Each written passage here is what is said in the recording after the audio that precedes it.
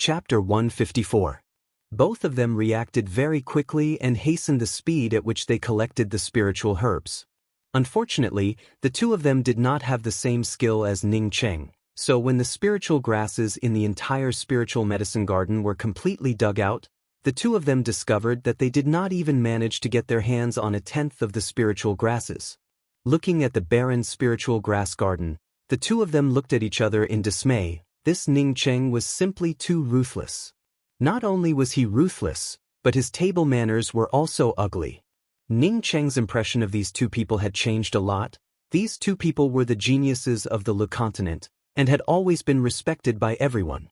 However, even though they knew that they couldn't snatch it from him, they only focused on speeding up instead of destroying it. Of course, it was also possible that these two fellows were determined to take advantage of him and thought that the spiritual herbs he gathered would ultimately help them. Elder brother Ning really has quick hands and feet. Cui Nieping, on seeing Meng Jingxiu give the spiritual grasses that she had collected to Ning Cheng, could not help but speak out in a sarcastic tone.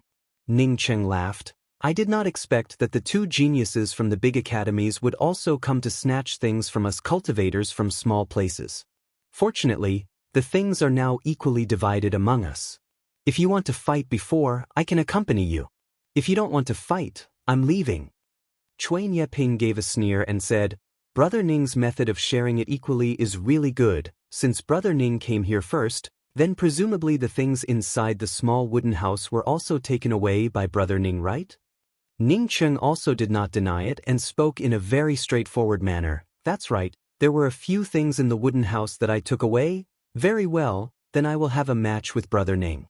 However, since it is a match, then there must be a prize. Ning Cheng immediately understood the meaning of Cui Nieping's words, as he nodded in a very cautious manner. Brother Cui's proposal is good. Since it is a tournament, then it is necessary to have some sort of prize. Brother Cui was the one who suggested the competition, so I'll be the one to decide the prize. Cui Nieping had not yet said anything about the prize, when Ning Cheng took the initiative to speak. Cui Nieping thought about it but could not find any way to refute it. This competition was indeed proposed by him. Moreover, Ning Cheng said that he would be the one to decide the prize. This was not surprising at all. He couldn't just propose a duel and then set the wager. He frowned. According to his idea, if Ning Cheng lost, then he would have to take out the things that he had obtained from the wooden house, as well as all the spiritual grasses in this place. He was sure that he wouldn't lose, so he hadn't thought of what he should take out. Thinking till here, he took out a few inches high jade bottle and casually threw it. That jade bottle smoothly fell on a stone a few dozen meters away. This is the amethyst heaven-colored glaze essence that I obtained in the Angry Axe Valley. There is a whole bottle here. I don't know if Brother Ning can come up with something similar to the amethyst heaven-colored glaze essence. Ning Cheng, on hearing the words amethyst heaven-colored glaze essence, was immediately startled in his heart. He knew about the amethyst heaven-colored glaze essence. It was a rank 8 spiritual medicine. Moreover, it was something that grew naturally. Even the person with the highest cultivation in the Yixing mainland would not be able to remain calm in the face of this thing. But this essence-building realm cultivator in front of him unexpectedly took out such a good thing. It seems that the Angry Axe Valley really had a lot of good things, and was not the only one with good luck. The amethyst heaven-colored glaze essence was a supreme spiritual medicine that could repair a cultivator's meridians, just like when his meridians had been destroyed in the Thunderfall Desert. If he did not have the mysterious yellow origin to reconstruct it, then the amethyst heaven-colored glaze essence would have been able to repair it. But who would take out the amethyst heaven-colored glaze essence to repair the meridians of an ordinary cultivator? The value of the amethyst heaven-colored glaze essence was many times more precious than a true condensation cultivator. Ning Cheng directly took out a ring and threw it on top of the stone. This ring is what I obtained from the wooden house. As for what is inside, I have not had the time to look at it. Cui Nieping, on seeing Ning Cheng throw out a ring, his eyes immediately lit up and said, Good, let's use your ring as the wager. When they came here, Ning Cheng had not yet had the time to collect the spiritual grasses from the spiritual medicine garden, so he also thought that Ning Cheng would definitely not come here much earlier than him. Since it was not much earlier, then he did not open the ring. An ancient cultivator's ring, even if there was only a single cultivation method inside, it would still make him rich. Originally he wanted to goad Ning Cheng into taking out all the spiritual grasses, but he did not expect that Ning Cheng would actually take out his ring. Not to mention him, even Gui Yutang's eyes were shining. It was obvious that he had taken a fancy to Ning Cheng's ring. Ning Cheng smiled and said, "My wager is indeed enough. But Brother Cui, do you really want to use a trivial bottle of amethyst heaven-colored glaze essence as a wager? You have to know that this ring of mine belongs to an ancient cultivator. Even a bottle of pills inside might be more precious than your amethyst heaven-colored glaze essence. Brother Cui is bullying me because I come from a small place and have not seen the world."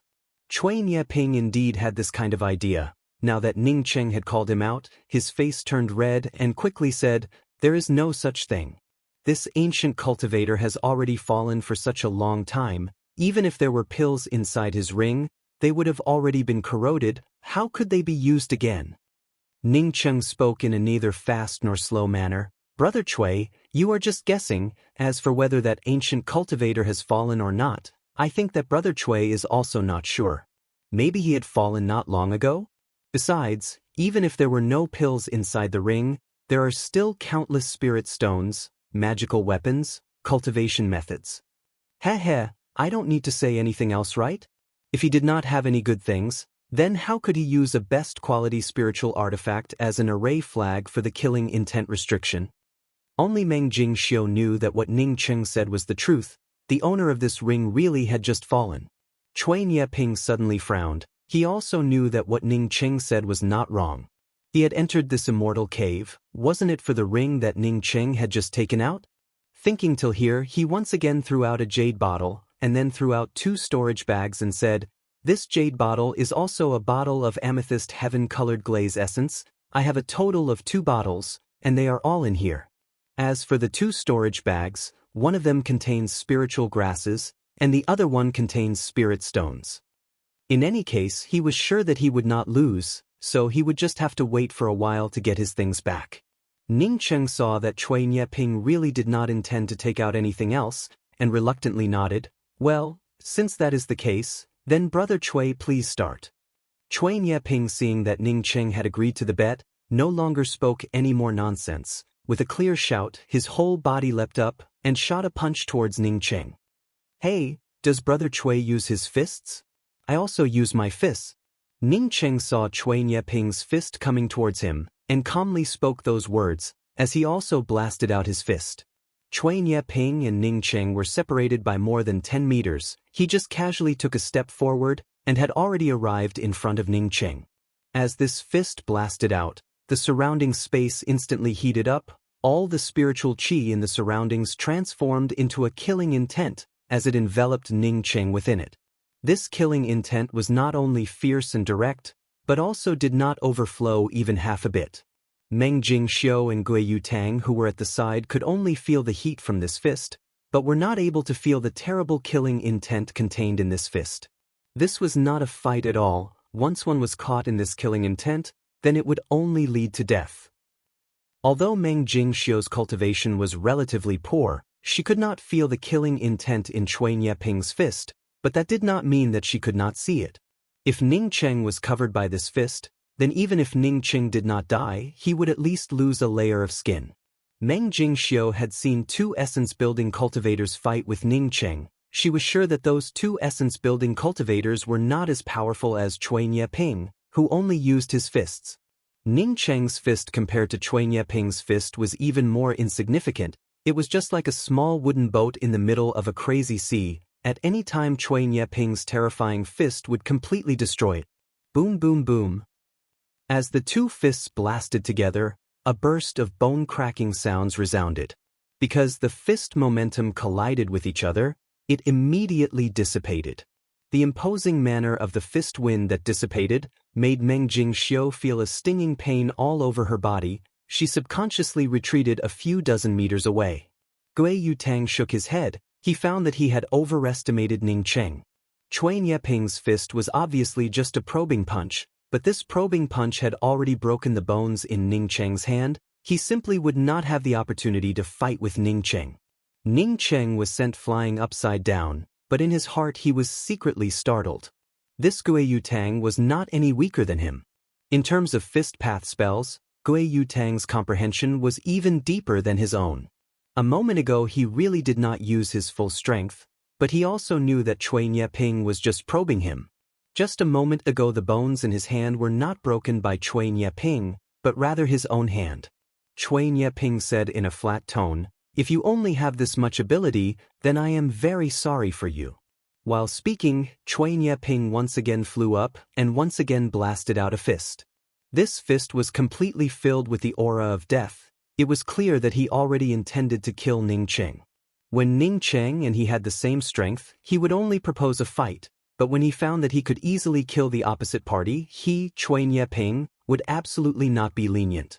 When the crazy fist shadows blasted out, they unexpectedly brought out an endless fist light. These fist lights were just like sword lights, dazzling to the eyes.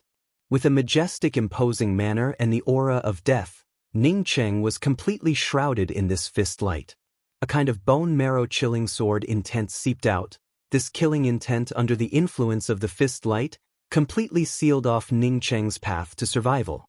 Ning Cheng only had one way to go, and that was to walk into the middle of this ice-cold sword intent, and let the death aura of the sword intent tear him into pieces.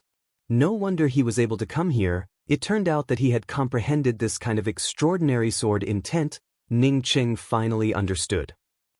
Moreover, he was able to stimulate the sword intent through his fist. This was similar to his axe fist, which stimulated the axe intent through his fist. From this it could be seen that Cui Nieping's main method was not his fist, but rather his sword. His fist was only the beginning to probe him, and finally found that he was not his opponent, so he simply used his fist to kill Ning Cheng. Although he used his fist, but what he blasted out was actually the cold sword intent. These disciples of the big academies really put on one set of words on the surface, but in reality they were actually acting in a different way, seeing him speak politely, and even put reason first. If they really started fighting, then hoping that they would be lenient, then it would simply be a dream. Once they thought that they could kill you, then they would absolutely not have even half a moment of leniency and hesitation. Chapter 155. But with such a sword fist, he wanted to kill him. It was simply looking down on Ning Cheng too much. Ning Cheng not only did not forcibly rush out of the range of Cui Nieping's sword intent fist, but on the contrary he once again took the initiative to get sucked in. At this moment Ning Cheng was completely wrapped up by Cui Nieping's sword intent killing force. As these sword intents began to tear Ning Cheng apart, Ning Cheng also blasted out a punch. Seeing Ning Cheng get sucked into the middle of the sword intent killing force by his own sword fist, Cui Nieping's mouth also revealed a trace of a sneer. He really thought too highly of Ning Cheng. Not everyone who could break through the angry axe lotus flower pond were people like him and Guiyu Tang. At this moment, he suddenly felt that something was wrong. A terrifying whirlpool of killing intent suddenly exploded in the middle of his sword intent. Ning Cheng obviously did not use any kind of magical weapon, but he could feel a huge angry axe exploding in the middle of his sword intent killing force. This anger axe was simply too terrifying. It directly swallowed up his sword intent killing aura and blasted it away. If that was the case, then Cui Nieping believed that he could still retreat. But this unexpectedly was not the end. After this powerful axe killing force swallowed up his sword intent killing force, it once again rolled up the surrounding killing force, condensing it into a single point, and exploded towards his chest. This was an axe fist. Moreover, the axe intent in this axe fist was much more powerful than his sword intent. Cui Nieping himself was able to integrate his sword intent into his fist. As such, he was able to see through Ning Cheng's axe fist with just a glance. The formidable axe fist killing intent rumbled over. Cui Nieping knew that if he did not find a way to avoid this fist, then this fist would definitely tear him into pieces. This fist was simply too terrifying. Cui Nieping's left hand moved. The formidable sword intent in his left hand completely condensed into an invisible wall of true essence. Kacha! Ning Cheng's fist exploded on his left fist. The true essence exploded, while at the same time a kacha sound rang out from the center of the explosion. Cui Nieping knew that the bones in his left hand were broken, but he was actually relieved. his right hand also brought out a formidable sword intent imposing manner to block the gap in front of his chest. Another sound of true essence bursting out. Kacha, a sound rang out. This time it was not the bones in Cui Nieping's hand that broke, rather it was the bones in Ning Cheng's hand that broke, and Ning Cheng simultaneously flew out upside down. Cui Nieping also retreated several steps. Only then did he stand firm. Apart from his somewhat unsightly complexion, he was not seriously injured. To him, a fractured hand was not considered an injury at all. Gui Yutang looked at the ugly face of Cui Nieping with a faint smile and said, "Brother Cui, I really did not think that your sword fist that you were so proud of would actually be so cheap. This Ning Cheng I really want to meet." Cui Nieping's complexion was ugly to look at, but he did not answer Gui Yutang's words. He was recalling the process of his fight with Ning Cheng a moment ago. During this process, it seemed that Ning Cheng's injuries were slightly heavier than his, but why did he feel that he was the one who was at a disadvantage? "Senior apprentice Brother Ning, is your hand all right?" Meng Jingxiu hastily landed at Ning Cheng's side and supported Ning Cheng. Ning Cheng took a few deep breaths and said, "Don't think that the bones in my hand are broken. In fact, my hand is not even the slightest bit injured, it's just that this guy is really powerful." On the surface, in the fight with Cui Nieping a moment ago, he seemed to have fallen into a disadvantageous position. Ning Cheng took a few deep breaths and then once again walked back to his original position and looked at Cui Nieping and said, "Brother Cui, although I took a few more steps back than you, but your hand is more broken than mine. From this it can be seen that you have fallen into a disadvantageous position. So, I think that you have lost." Meng Jingxiu blankly looked at Ning Cheng. She had always thought that Ning Cheng was a very realistic person. Even she could see that Ning Cheng had fallen into a disadvantageous position a moment ago. Whether it was the scene of the fight or the final result. She did not expect that Ning Cheng would actually reverse the result. But what Meng Jingxiu did not expect was that Cui Nieping's complexion changed for a while, and then unexpectedly said, "That's right, I really did fall into a disadvantageous position a moment ago. Very well, then I will not be polite."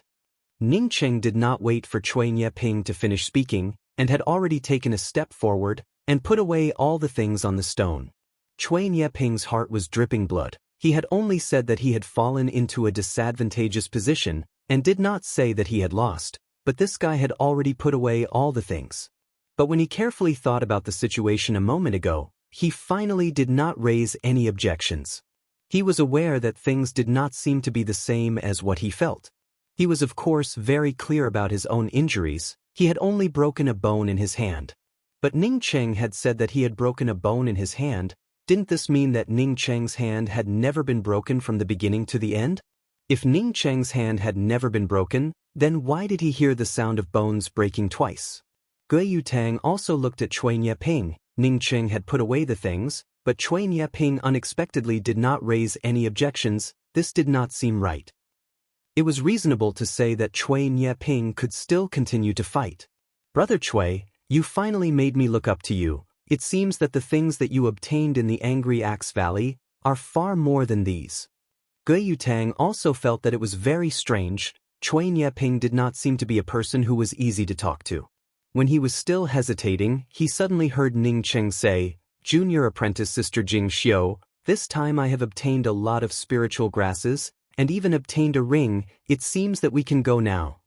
Wait, Brother Ning's fist a moment ago contained the axe intent. Even Brother Cui also took the initiative to admit defeat. This Gui Yutang really admires you.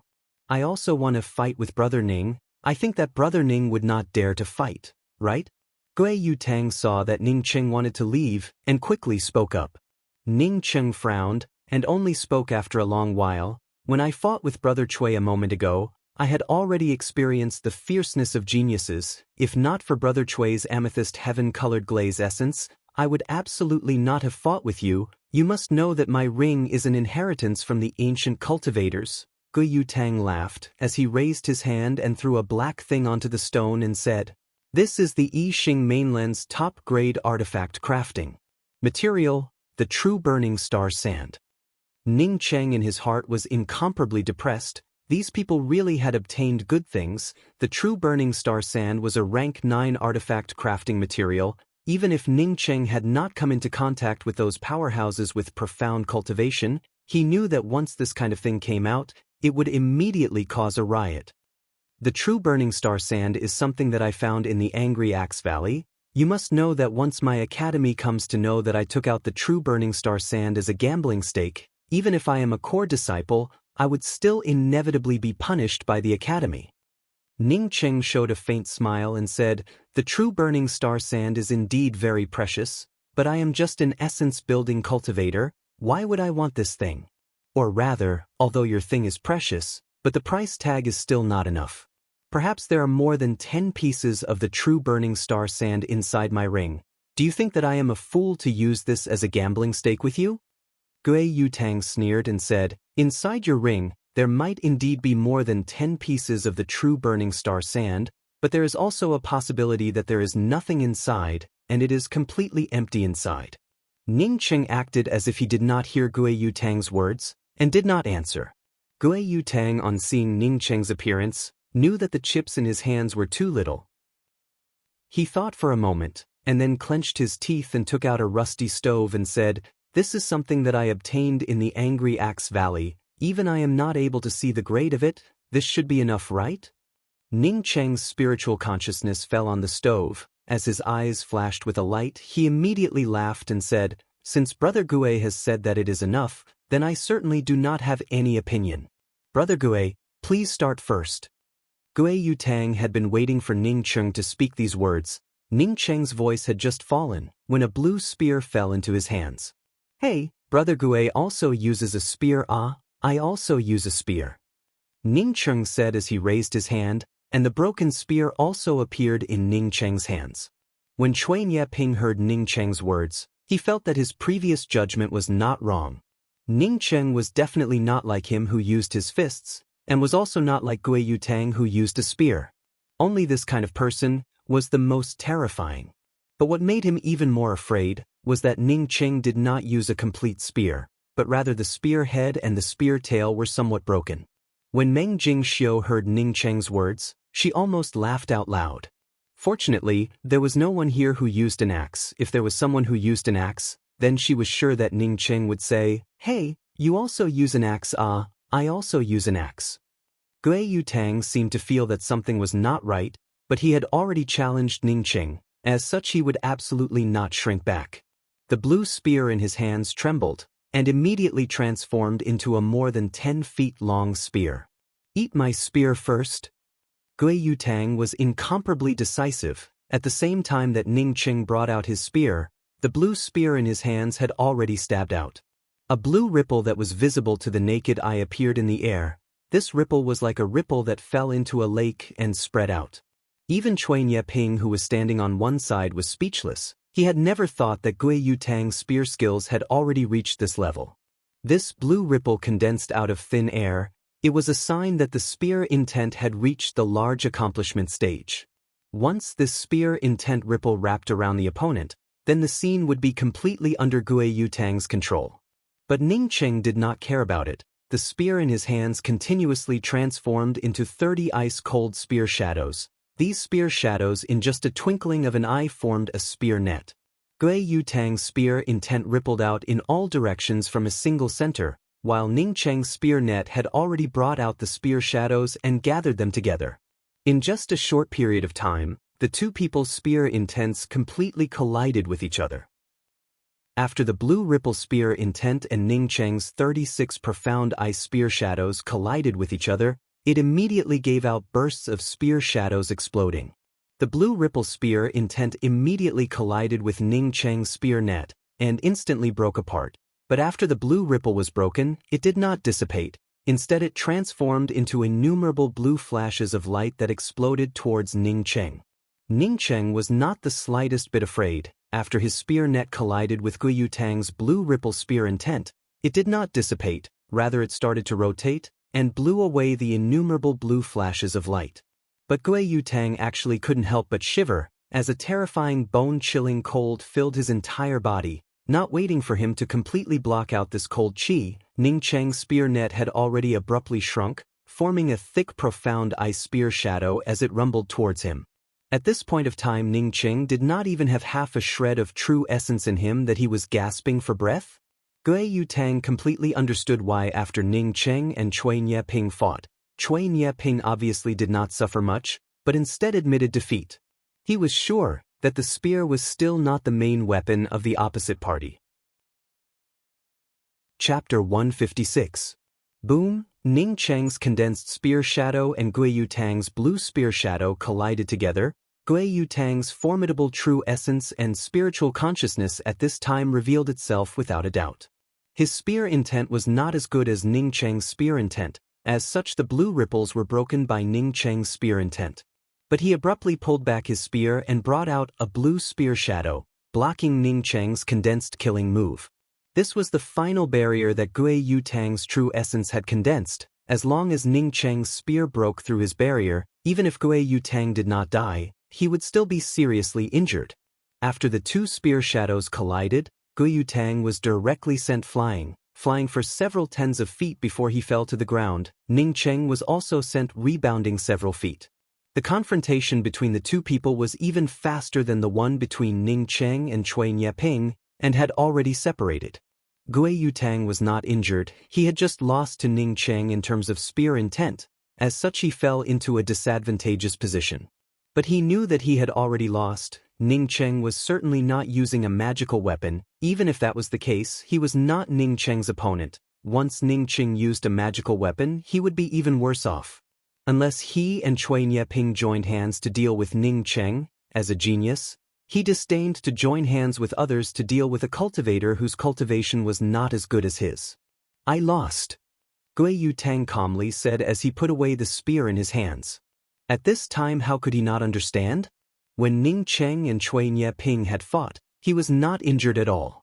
He was afraid that his performance would be too terrible, and he would not go up to challenge him. Luck. Ning Cheng immediately rushed to the stone, and swept away the things on the stone. He had let Gui Yutang go. If he really wanted to kill Gui Yutang, even if Gui Yutang blocked his spear, he would not be able to get away with it. Elder Brother Ning is the most powerful essence-building realm cultivator that I, Gui Yutang, have ever seen. To be able to fight with Elder Brother Ning today, I have benefited a lot. Gui Yutang waited for Ning Cheng to put away his things, and then cupped his fists and spoke to Ning Cheng in a generous manner. Ning Cheng secretly praised in his heart, although this disciple of a large academy did not hesitate to kill him, but he could still afford to lose. Although he had brought so many good things with him, but he could not help but feel. Today's victory was a fluke. If we were to really fight, then I would not necessarily be able to win. Ning Cheng spoke out in a polite manner. These genius disciples of the major academies were the most concerned about their face. Since he had won someone else's item, it didn't matter if he gave them some face. Besides, Ning Cheng knew in his heart that these two guys really had some skills, and were far from being comparable to the two essence-building cultivators from the Red Heaven Academy. If the two of them were to join forces, he might not be able to handle them with his current cultivation. Cui Nieping also came over and said, "The Angry Axe Lotus Flower Pond is the best place in the Angry Axe Valley to cultivate one's killing intent and spiritual consciousness. It is very difficult for ordinary cultivators to come here. For Brother Ning to be able to come here, it shows just how brilliant you are. In fact, Brother Ning did not disappoint us." Ning Cheng had cultivated in this place before. Of course he knew that Cui Nieping was right. He knew far less about the Angry Axe Valley than the disciples of these large academies, so he immediately cupped his fists and politely asked, "Me and my junior apprentice sister want to get out of this place. Do the two of you have any good ideas?" Gui Yutang laughed and said, "This ancient immortal mansion is..." Gui Yutang's words had not yet come out, when suddenly a spatial fluctuation appeared around him, and he was immediately teleported away. The Angry Axe Valley suddenly closed. Why was only Gui Yutang transferred away? Cui Nieping had just finished speaking this sentence, when the space around him immediately began to fluctuate, and then he disappeared. "It looks like the two of us will soon be transferred out. Unfortunately we have not been to your..." Not waiting for Ning Cheng to finish, Meng Jingxiu had already hugged him. Ning Cheng was surprised for a moment, but soon he understood Meng Jingxiu's meaning. She was afraid that they would be transferred to a different place. Ning Cheng patted Meng Jingxiu's shoulder and said, "Junior apprentice Sister Jingxiu, when we are transferred out, we will definitely be outside the Angry Axe Valley. We should be together, but we cannot go together. Because I and that cultivator surnamed Kong who presided over the first and second round of the exam are not on good terms, as such I cannot meet with him." "I know, I'm sorry, senior apprentice brother Ning, I did not have the time to take you to that place," Meng Jingxiu said in a regretful voice. "What is that place?" Ning Cheng immediately asked. "That is an immortal mansion." Meng Jingxiu's words made Ning Cheng surprised. He immediately thought of the Scorching He Immortal Mansion. The immortal mansion that the white-haired old woman had brought him to the bottom of the cold river was the Scorching He Immortal Mansion, but then the Scorching He Immortal Mansion flew away. Did Meng Jingxiu mean that the Scorching He Immortal Mansion had flown to the Angry Axe Valley? But that was not right. That immortal mansion had flown away. Meng Jingxiu did not even know about it. Meng Jingxiu spoke with certainty. "It is an immortal mansion, called Lan Wei." Meng Jingxiu had only spoken half of her words. When a strong spatial fluctuation came from the surroundings, Ning Cheng immediately knew that it should be his turn to be transferred out. He grabbed Meng Jingxiu even tighter, and sure enough, an invisible force directly swept him and Meng Jingxiu away. When he and Meng Jingxiu landed on the ground, they had already landed on the banks of a surging river. "Hey, our luck is quite good. This should not be the outside of the Angry Axe Valley. We should have been transferred to a new place." Ning Cheng could feel the surrounding aura and the spiritual qi, and immediately spoke with certainty. Ning Cheng was the first to feel glad that when he and Meng Jingxiu were transferred out, they were not outside of the Angry Axe Valley. If he and Meng Jingxiu were transferred out of the Angry Axe Valley, then they would have definitely been caught by that cultivator surnamed Kong. "Alas, I went through a lot of hardships and wanted to go to the Angry Axe Valley to find the immortal mansion, just to cultivate faster and then to find my parents, but I did not expect that in the end I would fall short of success. I had not even found the place before I was transferred out." Meng Jingxiu sighed. Ning Cheng spoke with some embarrassment. "I'm sorry, I should have delayed the time." Meng Jingxiu shook her head and spoke. "No. From where we are still more than 10 days away from the place where the immortal mansion is located. Coupled with the time needed to find the immortal mansion, even if we did not delay the time, we would not have been able to reach it in time." Ning Cheng comforted her and said, "Junior apprentice Sister Jingxiu, in fact, I think that since we have not found the immortal mansion, it should be a good thing. Once the immortal mansion is opened, with our cultivation, I'm afraid that we would not be able to bind it. With that kind of immortal spiritual aura, it would immediately attract the attention of others. At that time we would only be cannon fodder." Ning Cheng's words were not without reason. Initially that white-haired old woman's cultivation was very powerful, but she was still unable to subdue the immortal mansion. What kind of cultivation did he and Meng Jingxiu have? How could they subdue an immortal mansion? In the end, perhaps they would really be making wedding clothes for others.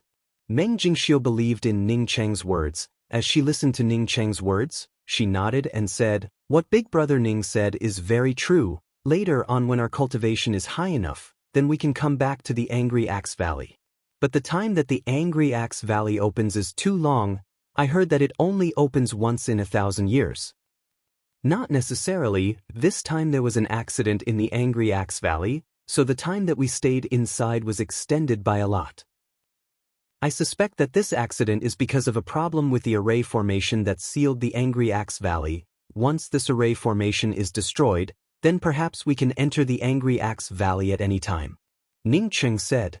Seeing that Meng Jingxiu was puzzled, Ning Cheng explained, "A long time ago, people could enter the Angry Axe Valley at any time, but later because there were many powerhouses that jointly laid out a mystic realm array formation, only cultivators below the essence building realm can enter. I have also heard about it from others. So that's how it is. The array formation of the Angry Axe Valley was destroyed. At that time no one would know about the location of the immortal mansion," Meng Jingxiu said, as she took out an old map and handed it to Ning Cheng and said, "Senior apprentice brother Ning, your cultivation is higher than mine. This map of the immortal mansion is on you. This map was drawn by my Meng clan's ancestor after he entered the Angry Axe Valley, using his memory to draw it. My ancestor had just found this immortal mansion. When the time came, he was transferred out. Ning Qing knew that Meng Jingxiu had already memorized the contents of this map, so he did not refuse, and directly put away the map and said, "Now where do you want to go?" "I want to go back to the Hua continent to take away Luofei. Do you want to go back to the Hua continent with me? Or do you want to stay in the Jia continent?" Meng Jingxiu took out a jade strip and handed it to Ning Cheng and said, "Senior apprentice brother Ning, this is the map from the Jia continent to the Yixing Ocean. If I have not guessed wrong, then we should be at the Emola River at this time. The Emola River is close to the Lost Mountain Range. If senior apprentice brother wants to go back to the Hua continent, then we must cross the Lost Mountain Range, so..." Meng Jingxiu did not say it out loud, but her words were very clear. That is, with Ning Cheng's cultivation he would definitely not be able to cross the Lost Mountain Range. Ning Cheng was silent for a moment before he spoke. "Junior apprentice Sister Jingxiu, although I have entrusted you in with this matter, but in my heart I am still somewhat worried about Lufei.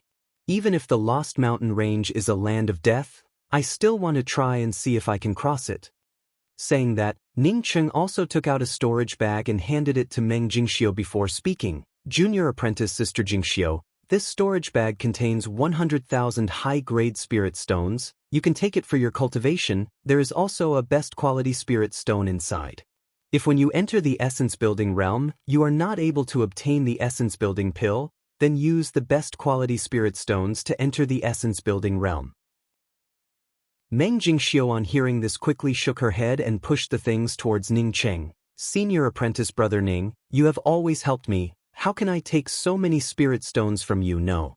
Ning Cheng showed a faint smile. "You want to find an immortal mansion. Presumably it is to speed up your cultivation. If a rogue cultivator didn't have good resources, it was impossible for him to increase his cultivation speed. I've made some money lately, as you know. My high-grade spirit stones add up to about 500 to 600,000. Although Ning Cheng had 500 to 600,000 high-grade spirit stones, but he knew that his cultivation consumption was much higher than Meng Jingxiu's. Meng Jingxiu only had the cultivation of true condensation realm, so 100,000 high-grade spirit stones should be more than enough. Meng Jingxiu hesitated for a moment, before putting away the storage bag and said, "Many thanks senior apprentice brother Xiao Cheng." She also imitated Ruemu Danqin and called Ning Cheng as senior apprentice brother Xiao Cheng. She felt that this form of address was a bit smoother, moreover it also made the relationship between her and Ning Cheng not seem so strange. Ning Cheng also did not care about it, as he once again carved down the concealment cultivation method that he had comprehended and handed it to Meng Jingxiu. "This concealment cultivation method, maybe you can use it in the future. I'm ready to go. We will meet again someday." "Wait." Seeing that Ning Cheng still wanted to go to the Lost Mountain Range, Meng Jingxiu once again called out to Ning Cheng. Chapter 157. Senior apprentice brother Xiao Cheng, I actually have a way to get you back to the Hua continent earlier. Seeing Ning Cheng wake up, and somewhat at a loss, Meng Jingxiu suddenly felt very uncomfortable in her heart. She could not wait to help Ning Cheng fly over the Lost Mountain Range and see Ji Luofei. She and Ning Cheng had been together for a long time, and she thought that she had a certain understanding of Ning Cheng. Ning Cheng had a firm character, and was also a very opinionated person. Not only that, he always did things in an orderly manner, and was extremely rational, giving people a feeling that he could be relied on. "Senior apprentice brother Xiao Cheng, can you step on your sword and fly over now? I don't really like this place." Meng Jingxiu asked in a low voice. "Are you from the Jia continent?" Ning Cheng guessed that Meng Jingxiu might be from the Jia continent, otherwise it would be impossible for her father to participate in the Yixing Ocean's war in the Jia continent. "Senior apprentice brother Xiao Cheng, in fact the Yixing Ocean's war is not just a war between the three continents. The war between the three continents is just a saying from the Hua continent. The Yixing Ocean's war in the Hua continent is just some small fish and shrimp. My father is fighting in the intermediate class continent's Yixing Ocean's battlefield, and is also dealing with some of the real experts." Meng Jingxiu corrected Ning Cheng's view. Meng Jingxiu's method sounded very good, and could even work, but Ning Cheng knew that this method had a lot of loopholes. These two people were Ning Cheng and Meng Jingxiu. The two of them had disguised themselves as an adventurer couple. This kind of adventurer couple, no matter which continent, was extremely common and would not attract much attention. Meng Jingxiu gave an end sound and said, with senior apprentice brother Xiao Cheng's strength, the chances of him passing through the Lost Mountain range is less than 20%, and this is just a big estimate. Even if senior apprentice brother Xiao Cheng could pass through the Lost Mountain range, I estimate that it would take at least 2 years. In fact, Meng Jingxiu had guessed correctly. Ning Cheng was indeed too worried about Ji Lufei. In his heart, Ji Lufei and Ning Rulin were not much different. They were both his family. Him coming to the Yixing mainland was tantamount to losing Ning Rulin. He absolutely could not lose Ji Lufei. Good, junior apprentice Sister Jingxiu, we will do this. First he would go to the edge of the Yixing Ocean. It would be best if he could join a caravan, but if he could not join a caravan then he would join the cultivator army. From here to the edge of the Yixing Ocean, how long would it take? Ning Cheng quickly made up his mind. Ning Cheng had heard from Zhang Shuo that the Hua continent was at the rear of the battlefield. As such the war was generally not as fierce. Zhang Shuo's father was plotted against in this kind of auxiliary battle. Meng Jingxiu did not hesitate this time and directly spoke. Senior apprentice brother Xiao Cheng, I would like to ask you to accompany me on a trip to the Yixing Ocean. Ning Cheng shook his head and spoke. I tried it. There is a huge magnetic field in this place, which is a natural forbidden space restriction. As such, one would not be able to fly high, nor would one be able to fly fast. Moreover, even one's spiritual consciousness is restricted. Once we fly, we'll be completely exposed. Don't worry about anything else. Let's speed up. Ning Cheng spoke in a low voice. There is indeed something wrong with this place. I had already felt it a long time ago. There's not a single sound, not even the sound of birds or beasts. Wait. Ning Cheng caught the key point of Meng Jingxiu's words. Meng Jingxiu and her mother had followed the Yixing Ocean's merchant caravan from the Jia continent to the Hua continent. Could he also do the same? No wonder you have prepared so many maps. It seems that you had already planned this long before you came to the Jia continent. Ning Cheng finally understood why Meng Jingxiu was even more clear about the Jia continent than him. More importantly, Ning Cheng did not dare to fly. Moreover, he also did not have a flight-type magical weapon. At this time, flying on a flying sword was simply too ostentatious. Then after you arrive at the Shihai city, what are you going to do? Ning Cheng knew that Meng Jingxiu wanted to find her father and mother, but how many cultivators were stationed in the Jia continent? It was simply innumerable. Where would she go to find them? Besides, who knew that after so many years, would her father still be in the Yixing Ocean's territory in the Jia continent? Meng Jingxiu, on seeing Ning Cheng agree to travel together with her, immediately spoke with joy. Senior apprentice brother Xiao Cheng, this is the Mola River. From here to the Jia continent's Chang'emo city, it would take about 5 days. After we arrive at the Chang'emo city, we can enter the transmission array and directly teleport to the Shihai city near the Yixing Ocean. The Shihai city has a place to recruit cultivator soldiers, and also has caravan activities. We can try our luck in the Shihai city. When I was 9 years old, my mother came to the Jia continent alone to look for my father. I believe that they must have stayed in the Shihai city. I will slowly look for them around the Shihai city. Meng Jingxiu spoke in an extremely firm manner. Meng Jingxiu shook her head and spoke. No, my father's cultivation level is only at the profound congealing realm. Moreover, the reason why my father was able to reach the profound congealing realm was mainly because of the harvest and rewards from the Yixing Ocean's battlefield. When my father had just joined the Yixing Ocean's war, his cultivation level was only at the late stages of true condensation. The harvest and rewards from the Yixing Ocean's war were simply too rich. Not only my father, but all the cultivators who joined, as long as they did not fall, their cultivations would soar rapidly. The Jia continent was vast and sparsely populated. Even if they walked for hundreds of miles, they would not be able to see even a single person's shadow. However, compared to crossing the Lost Mountain range, this method was obviously a lot better. Ning Cheng spoke with some disappointment. We do not know the caravans, and also do not have any relationship with the cultivator army. Wouldn't it be very difficult for us to join the caravans and return to the Hua continent? Not to mention that the patrol squads would not be able to patrol such a long distance. The Yixing Ocean's 9 continents cultivators have already formed an army. As such, they would have already formed a certain system and restraint mechanism. Casually leaving the cultivator army's patrol squad, although this matter looked easy, but in fact it was not easy. Seeing Ning Cheng remain silent, Meng Jingxiu once again spoke. Senior apprentice brother Xiao Cheng, if we can really join the cultivator army and get the opportunity to patrol, then returning to the Hua continent would at most take half a year, or even less. At most it would not take more than a year. It would definitely be more cost-effective than crossing the Lost Mountain Range. At the side of this middle-aged man was a middle-aged woman wearing a blue-colored robe. This woman did not look ugly, but her skin was not delicate, showing that she was not a daughter of a noble family. It was obvious that this was a couple of adventurers. No, senior apprentice brother Xiao Cheng. In fact, in addition to joining the caravans, there is another way, and that is to join the cultivator army. Then find a way to join the patrol squad. The patrol squad's airship is of a very high grade, and its speed is very fast. The most important thing is, in addition to the monstrous beasts blocking them, the patrol squad can also fly unimpeded in the Yixing Ocean. As long as senior apprentice brother Xiao Cheng can follow the patrol squad to the Hua continent's Yixing Ocean, then you can leave the army and secretly enter the Hua continent. This is the method that I thought of before. I originally wanted to use this method to enter the Jia continent, but now it is no longer necessary. Junior apprentice sister Jingxiu, do you still have something to say? Ning Cheng stopped as he looked at Meng Jingxiu with a puzzled expression and asked.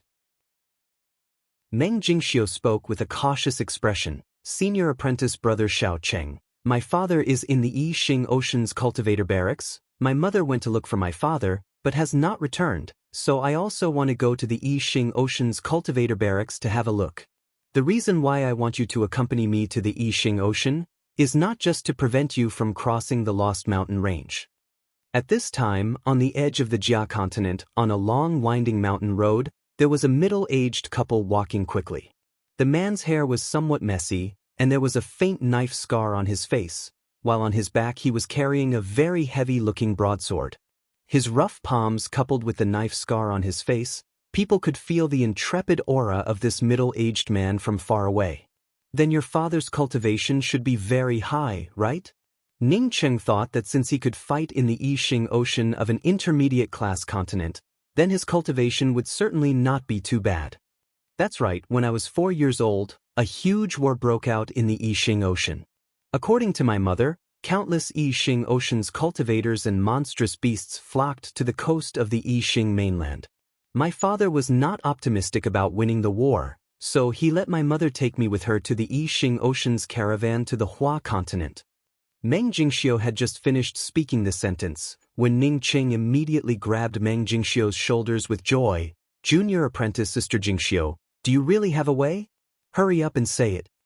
Ning Cheng was stunned. He had been wholeheartedly focused on finding Luofei, and had actually forgotten about his own strength. Even if he crossed the Lost Mountain Range, it would still take at least a year or two. Moreover, this was in a situation where there was no danger. If something happened midway, then maybe he would not even be able to cross in 2 years. Meng Jingxiu did not take away Ning Cheng's hand, but slightly sorted out her emotions and spoke. Do you know about the Yixing Ocean's war? Senior apprentice brother Xiao Cheng, why do I feel that there is something wrong with this place? There is a kind of strange feeling that I can't describe. The one who spoke was the blue-robed woman. I know about it. It is the Great War of the 3 continents. I did not think that you would know about it. Ning Cheng felt that he was too excited, and immediately put down his hand. Fortunately, he and Meng Jingxiu were already very familiar with each other. As such, this kind of action was not considered rude. Ning Cheng had only been in the Zhangqin province for a few days when he came to know about the Great War of the 3 continents. As for the specific situation, he had to listen to Zhang Shuo to understand it. Ning Cheng frowned. If he did not have anything else to do, then he would have definitely agreed to Meng Jingxiu's request. Sending Meng Jingxiu to the Yixing Ocean's side was not a big deal. But now he was burning with anxiety and could not wait to immediately fly back to the Hua continent's Godwind Academy. But now he had a blank expression. In addition to the fact that he was not familiar with the unknown Lost Mountain Range and the Jia continent, the main reason was that he was too worried about Ji Luofei. After listening to Meng Jingxiu, Ning Cheng did not immediately answer. He knew that although Meng Jingxiu was very intelligent, but her life experience was very poor. If he gave the mysterious yellow bead to that cultivator surnamed Kong, then the other party would let him and Ji Luofei go. Then he really did not care about the mysterious yellow bead. The mysterious yellow bead might be very precious, but for Ning Cheng, who came from Earth, it was something even more precious. But he was very clear that as long as that cultivator surnamed Kong knew about this, then he and Ji Luofei would definitely die. The other party would absolutely not allow a cultivator who knew about the mysterious yellow bead to live peacefully in this world. Seeing that Meng Jingxiu had already made up her mind, Ning Cheng also did not speak anymore, and just reminded her, going to the Shihai city is fine, but we must disguise ourselves. In case we were discovered by that cultivator surnamed Kong, then it would only be a dead end for us. Meng Jingxiu looked at Ning Cheng and spoke with certainty. Senior apprentice brother Xiao Cheng, you should have understood what I meant. From the Jia continent to the Hua continent, in addition to passing through the Lost Mountain Range, there is another way, and that is through the Yixing Ocean. But from the Yixing Ocean, we must go together with the Yixing Ocean's caravan. These caravans and the cultivator armies of the 9 continents are inextricably linked. As such, it is very difficult for an average person to mix into the caravan. Originally, my mother was able to take me to the Hua continent through the caravan. It was because my father already had a lot of power. Moreover, he also knew the people in the caravan. As such, he was able to do so.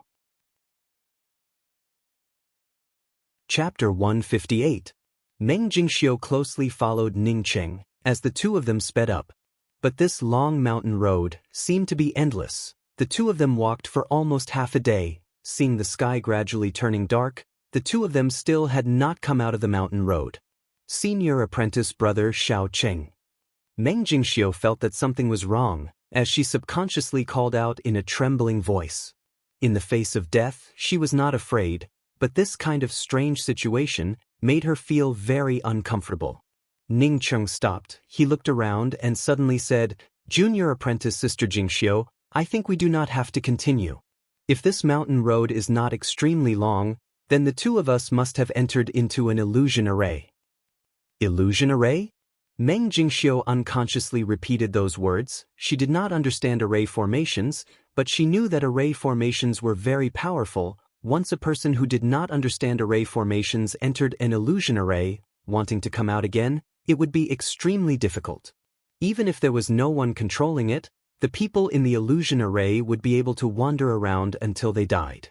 Ning Cheng motioned Meng Jingxiu not to be nervous. Junior apprentice sister Jingxiu, we may not necessarily have entered into an illusion array, or perhaps this road is really extremely long. I also know a thing or two about array formations. If it really was an illusion array, then I should have already perceived it. But I did not perceive it, which means that it is not necessarily an illusion array. Then what should we do? It was not until this time that Meng Jingxiu realized how difficult it was to go to the Yixing Ocean alone in the Jia continent. If she was alone, then she simply would not know what to do. Do not worry, the sky is already dark. We will spend the night here tonight, and then leave tomorrow. The spiritual qi in this place is very thin. According to reason, there would not be any powerful cultivators coming here. As for ordinary cultivators, as long as they have not reached the profound congealing realm, I would not put them in my eyes. Ning Cheng spoke in an extremely stable manner. Meng Jingxiu did not have her own opinion at this time. Of course she would do whatever Ning Cheng said. After half an hour, the two of them left the winding mountain road, and instead entered into the depths of the mountain range. Senior apprentice brother Xiao Cheng, this place is so strange. Why would we want to dig an immortal cave in the depths of the mountain range?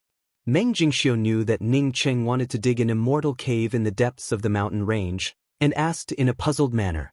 Ning Cheng gave a smile and spoke. There is a saying in my hometown, that the more dangerous the place, the safer it is. It should also be applicable here. On the contrary, I feel that spending the night on the side of the road is not appropriate. At this time, a burst of footsteps could be heard. Meng Jingxiu's heart tightened. This was the first sound that she had heard after entering the barren hills. She subconsciously moved closer to Ning Cheng. How could there be footsteps in this place? If he was a cultivator, he wouldn't be walking in the middle of the night. Ning Cheng patted Meng Jingxiu's shoulder and spoke with a sound transmission. Use the concealment method I taught you to conceal your entire body's aura. The 2 footsteps that came over just now were footsteps that did not have any signs of life. If it's not a zombie, then it's a puppet. I've never seen a zombie before, so it's probably a puppet created by a heretic cultivator. We don't have to worry about it. Let's just wait for the puppet to pass. Meng Jingxiu gave an "n" sound as she converged her aura. After the 2 of them withdrew their auras, it didn't take long for 2 figures to appear under the pale moonlight. One in front of the other, the 2 of them were carrying a wooden chest. The faces of the 2 people were just as pale as the pale moonlight. They were also incomparably pale. They are dead people? Meng Jingxiu's voice trembled. These dead people were still carrying something. It was obvious that they were zombies. Ning Cheng did not use a sound transmission this time, but spoke in a low voice. They should not be normal dead people, but rather ordinary people who were refined into a corpse puppet by a cultivator. This cultivator is really vicious, to actually refine a living person into a walking corpse. He had studied array formations, and had also studied some simple puppet techniques. As such, he knew that there was a magical technique that could refine a living person into a corpse puppet.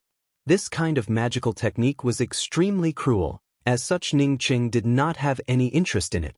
At this time, Ning Cheng's spiritual consciousness had already fallen into the wooden chest that the 2 people were carrying. When he saw the person inside the chest, he was immediately surprised. What's wrong? Senior apprentice brother Xiaoqing? Meng Jingxiu quickly asked. I know the person inside the chest. How could she come here? Since this woman came here, then what about Yu Ying and the others? Ning Cheng answered Meng Jingxiu's words, and then spoke a few words to himself. Who is it? Meng Jingxiu quickly asked. It is that woman from the Wunyan Academy who wears a veil over her face. Yu Ying, junior apprentice sister Dan Qin, and Song Shuo were the ones who made the decision to join the Wunyan Academy. She herself has the cultivation of true condensation 9th level. Moreover, that late-stage essence-building cultivator beside her is even more powerful. How could she be captured in this kind of small place? Moreover, even her cultivation was sealed? Ning Cheng replied in a puzzled manner. Meng Jingxiu also gawked for a moment, and then said, Isn't the Wunyan Academy from the Lu continent? It is reasonable to say that if she was sent out, then she should have been sent to the Lu continent. How could she be in the Hua continent? After saying that, Meng Jingxiu realized that these were not the main point. The main point was that even the Wunyan Academy's core disciple was here. Then how could junior apprentice sister Dan Qin and the others be any better off? Then what should we do? Meng Jingxiu had just asked this question when Ning Cheng suddenly covered her mouth, while at the same time completely converged his aura. Meng Jingxiu was an extremely intelligent person. Moreover, her comprehension ability was also extremely amazing. Ning Cheng simply did not need to speak again. She already knew what to do. Moreover, converged the aura of her entire body and gradually merged with Ning Cheng, completely blending into the surrounding underbrush. The 2 people had just completely converged their auras when a tyrannical spiritual consciousness swept past them. This spiritual consciousness did not stop, but just quickly swept past them and then disappeared. Meng Jingxiu's forehead was filled with cold sweat. She knew that once they were caught by this spiritual consciousness, then she and Ning Cheng would definitely be finished. Ning Cheng let go of Meng Jingxiu as he spoke in a low voice. This is a guy with the cultivation of profound congealing realm. I am still unable to beat him. At least his spiritual consciousness is much stronger than mine. After being silent for a moment, Ning Cheng once again spoke. The difference between profound congealing realm and essence-building realm is only that the true essence is a bit more powerful and is able to form an embryonic form of the core lake. If one is unprepared, then it is not as if there is no chance of winning. Senior apprentice brother Xiaoqing, do you want to save her? Meng Jingxiu asked in a trembling voice. It was not that she did not want to save that woman wearing a veil, but Ning Cheng wanted to save a person from the hands of a profound congealing cultivator. It was simply like using an egg to smash a stone. Ning Cheng spoke in a sinking voice. I have to save her. Yu Ying, Dan Qin and Song Shua are all together with this person. Now that she is like this, then what would happen to Yu Ying and the others? I am counting on the God Wind Academy to protect Luofei, but now that the disciples of the God Wind Academy are in danger, how can I just stay out of it? Besides, if I saw it, then it would be considered as an acquaintance of mine. If I did not save her, then it would not be appropriate. Then let's go together. Meng Jingxiu, seeing Ning Cheng had already made up his mind, spoke up from the side. Ning Cheng nodded. You be careful and follow behind me. Remember, no matter where we go, we must always conceal our auras. This guy is at most a cultivator who has just advanced to the profound congealing realm. Moreover, his cultivation is still not stable. As such, his core lake certainly has not yet fully formed. As long as we are not discovered by him before we start, then it is not that we do not have any chance of winning. Leaving Meng Jingxiu alone in this place, Ning Cheng did not feel at ease. He was sure that this purple-robed woman was sent to this mountain range, and was then carried by the corpse puppets. It was absolutely not the corpse puppets that carried her in from outside the mountain. But Meng Jingxiu did not have any objection. No matter what Ning Cheng decided, she would not oppose it. The two corpse puppets carried the wooden box and entered a more secluded canyon. Ning Cheng and Meng Jingxiu carefully followed the two corpse puppets, but did not dare to make a move. Ning Cheng was very clear that although his spiritual consciousness was not present, but it was already paying attention to the wooden box. Although it was very simple for him to kill these two corpse puppets, but after killing these corpse puppets, wanting to escape from this place, it would be very difficult. In order to rescue this woman with a veil over her face, he would have to secretly kill that profound congealing cultivator. He was just an early-stage essence-building cultivator. If he wanted to kill a profound congealing cultivator, then other than sneak attacks, there was really no better way. The two corpse puppets in front of them turned a corner. Ning Cheng picked up Meng Jingxiu and sped up. As they approached the two corpse puppets, he suddenly took out the 7 Pleiades ice needle. The 7 Pleiades ice needle flashed in the night sky, and then disappeared. Even Meng Jingxiu was not able to see Ning Cheng's actions. After the time it takes for half an incense stick to burn, the two corpse puppets stopped in front of an overgrown grave. The two corpse puppets put down the wooden box and opened it, and poured the purple-robed woman inside the wooden box onto the ground in front of the grave. After doing this, the two corpse puppets once again lifted the empty wooden box, turned around and once again walked back along the road, as if they did not know what exhaustion was. Ning Cheng and Meng Jingxiu converged their auras, as they hid in the grass on the periphery of the grave, and did not move at all. At this time in the silent valley, there was finally some sound. This was the sound of the wind blowing through the shrubs, and under the pale moonlight, it looked even more strange. After the mountain wind blew past, the tombstone in front of the grave suddenly split open, and a gloomy aura began to permeate out from inside. A woman wearing a green robe suddenly came out of the cracked grave. She directly picked up the purple-robed woman who was wearing a veil over her face, and then turned around and walked back into the grave. The cracked grave once again slowly closed up. Ning Cheng, just before the grave was about to close up, picked up Meng Jingxiu and instantly rushed inside. Then he hid in a corner and did not move. He was very glad that the profound congealing cultivator did not sweep out with his spiritual consciousness. If he had swept out at this time, then he would have definitely been discovered. Meng Jingxiu, who was being held by Ning Cheng, spoke with a trembling voice. Senior apprentice brother Xiaoqing, was that green-robed woman also a corpse puppet? Ning Cheng quickly sent a sound transmission to Meng Jingxiu. No, it was a living person. But the yin qi around her body was extremely heavy. Presumably she cultivated some kind of strange cultivation method. Junior apprentice Sister Jingxiu, from now on, if it is not a particularly urgent matter, do not send a sound transmission to me. Meng Jingxiu quickly nodded. Ning Cheng once again took her to hide in another more secluded corner. At this time, Ning Cheng carefully began to use his spiritual consciousness to observe the situation inside. Chapter 159. Sikong Kai, you son of a bitch, this old mother helped you with untold hardships, but you even went behind this old mother's back to take care of a maidservant? The voice of the woman in the aqua-colored robe was incomparably angry, and even raised her hand to slap him twice. "Sikong Kai, you shameless thing, this old mother killed you today, and then tomorrow you will find a few more. This old mother has already killed a few of these bitches." The woman was still incomparably angry. Ning Cheng secretly despised her in his heart. With the appearance of this purple-robed woman, his first feeling was that he did not have the heart to hurt her. This Sikong Kai completely disregarded the fact that the woman he had just made love to was killed, and still had the mood to do such a thing. This really was a scum to the extreme. The woman from the Wunyan Academy with a veil covering her face was thrown to the foot of the wall. It seems that the man did not have the time to care about her. Ning Cheng, on seeing the woman in the aqua-colored robe, his heart sank. He did not dare to use his spiritual consciousness to sweep out this woman. But he was sure that this woman's cultivation was at least at the profound congealing realm. If it was a profound congealing cultivator, he would still dare to plot against them, but with two profound congealing cultivators, he should now be thinking about how to escape. Ning Cheng secretly felt relieved. He knew that this woman had already left the tomb. He only hoped that while he and Sikong Kai were in the process, this woman would never come back.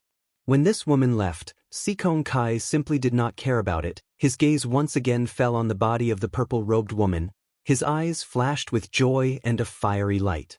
At this moment, his eyes only had eyes for the purple-robed woman.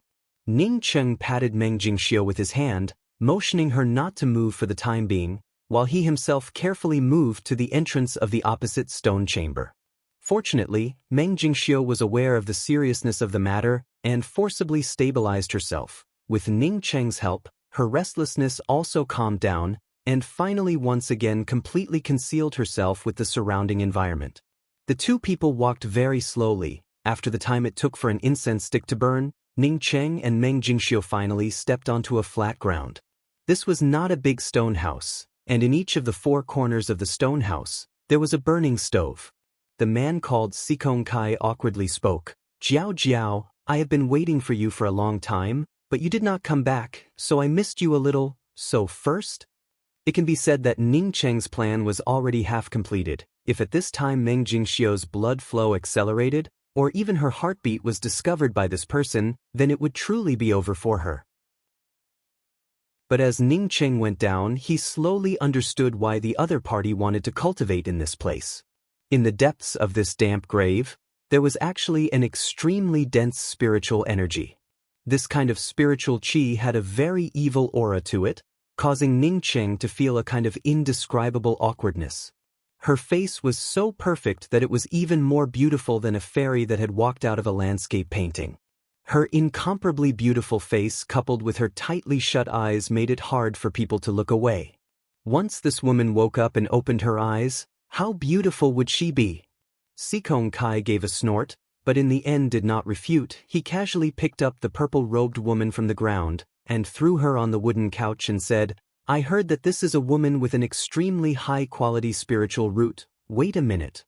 In the opposite stone house, a man in disheveled robes was pressing the green-robed woman that Ning Cheng and Meng Jingxiu had seen a moment ago onto a wooden couch, while desperately shaking her up and down. The green-robed woman's robes had long since been torn to shreds. As she lay on the wooden couch moaning weakly, it was unknown whether it was pain or pleasure.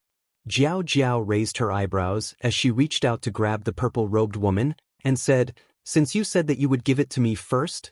Ning Cheng quickly grabbed Meng Jingxiu's hand as he carefully circulated some of his true essence to help her calm down the blood flowing through her body. At this time, he did not even dare to use the clear mind tactic. Not to mention Sikong Kai, even the woman called Jiao Jiao was staring at the purple-robed woman on the wooden couch. This woman was simply too beautiful. They were sure that they had never seen such a beauty before. Meng Jingxiu could also feel it, but her cultivation was too low and could only carefully follow behind Ning Cheng. Sikong Kai stared at the purple-robed woman for a long time, as the lust in his eyes finally could not be extinguished, as he raised his hand and tore off his robes. Previously, when he was doing things with the green-robed woman, he had not completely torn off his robes, but at this time he could not bear it any longer. The stone stairs were very long, and the further down they went the more damp and gloomier it became. Ning Cheng really could not figure out why a profound congealing cultivator would choose this kind of place to cultivate. What was so good about cultivating in this kind of place?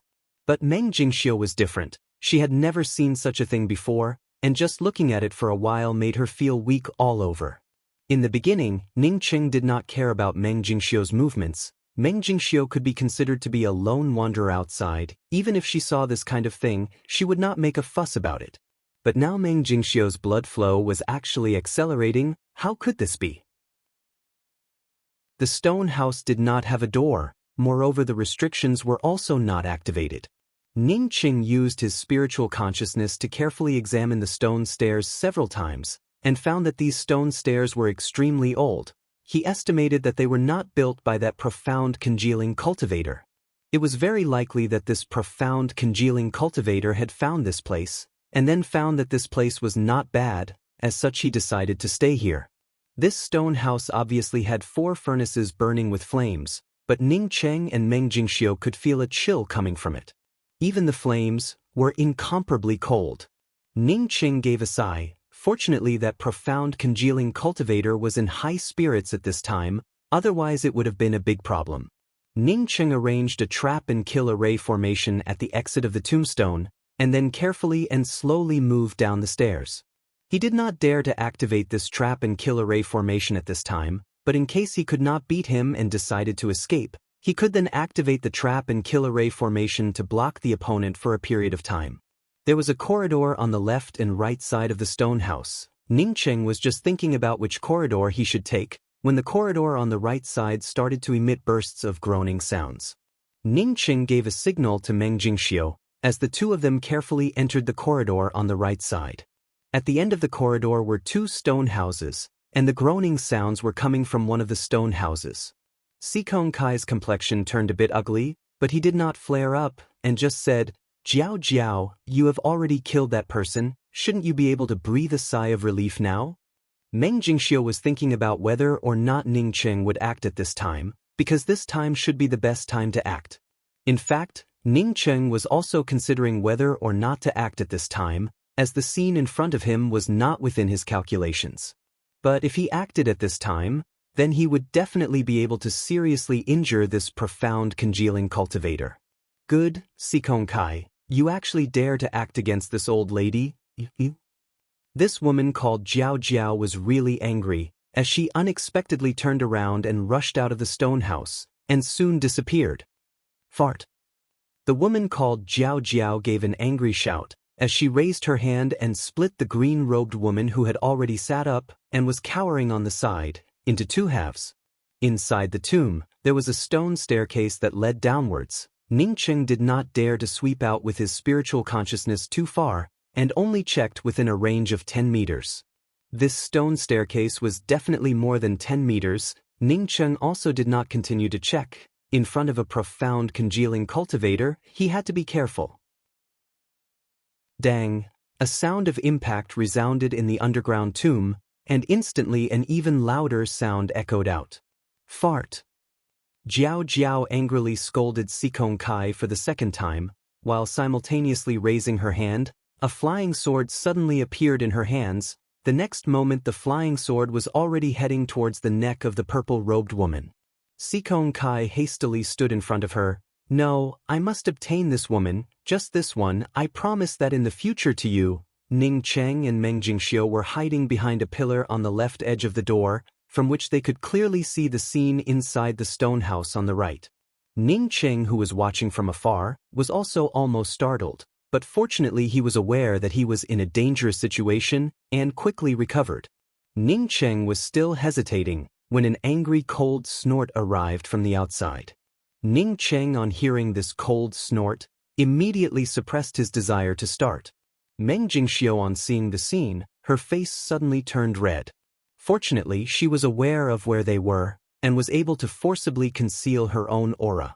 One had to say that Ning Cheng's modified concealment cultivation method was incomparably heaven-defying, whether or not the other party was careless. At least until now Ning Cheng and Meng Jingxiu had not been discovered. As Sikong Kai spoke, he pulled off the veil covering the purple-robed woman's face. But when he saw the appearance of the purple-robed woman, he immediately became sluggish and completely forgot what he was going to say. The other party was a profound congealing cultivator, but had not discovered Ning Cheng and Meng Jingxiu. It was not because Ning Cheng and Meng Jingxiu's cultivation was formidable, but rather because the two people's concealment cultivation method was formidable. Coupled with the fact that the two of them were unsuspecting, they had not been discovered until now. The man who was already nearing the end of the cold snort also finished, as he hurriedly came down from the green-robed woman's body. Not waiting for him to speak, a woman wearing a blue robe had already landed in the opposite room. So beautiful! Sikong Kai muttered to himself after a good while. To mount a sneak attack, he had to be a bit closer. This sneak attack must be successful. If he failed, then the three of them would most likely die. No wonder she covered her face with a veil, such a delicate and pretty face. It was simply enough to bring calamity to the country and the people. Ning Cheng came from Earth, as such he had seen a few small movies. Moreover, this man did not have even half a shred of interest. It only made him despise him in his heart. This man's cultivation was very formidable. Ning Cheng guessed that he was the one who had swept out with his spiritual consciousness. He had seen a lot of beautiful women, his former girlfriend Tian Mu Wan, as well as an Yi and Yu Ying, as well as that Meng Yu Jing. All of them were extremely beautiful girls. But Ning Cheng also believed that these beauties were not as good as the purple-robed woman in front of him. Previously, when he saw this woman's eyes, he felt that she was very beautiful, but now he knew what was called stunning. This was because Sikong Kai had used his own magical weapon to block Jiao Jiao's attack. It could be seen that the purple-robed woman was simply too attractive to him. Chapter 160. After Sikong Kai took off his clothes, he immediately reached out his hand towards the purple-robed woman's lapel. At this time, the purple-robed woman's lapel suddenly shot out a weak light. The speed of the light was very fast, coupled with such a close distance. Before he could even sober up from his desire, the light had already shot into his chest. As soon as the weak light entered his chest, Sikong Kai's true essence immediately stagnated. He immediately knew that someone was plotting against him. His first reaction was to wrap around the thing that had shot into his chest. Although it was in a hurry and he was a bit flustered, but he was not nervous. As a cultivator with the cultivation of profound congealing realm, when the light shot into his chest, he immediately knew that it was just a needle-shaped artifact. Using a needle-shaped artifact to plot against him, they were simply looking down on him too much. As long as he was given 2 breaths of time, he would be able to force out this needle-shaped artifact. Ning Cheng had already stimulated the 7 Pleiades ice needle. How could he give Sikong Kai 2 breaths of time? Even if it was just half a breath of time, he would not give it to him. Almost at the same time that the 7 Pleiades ice needle sneak attack succeeded, a golden axe light simultaneously swept towards Sikong Kai.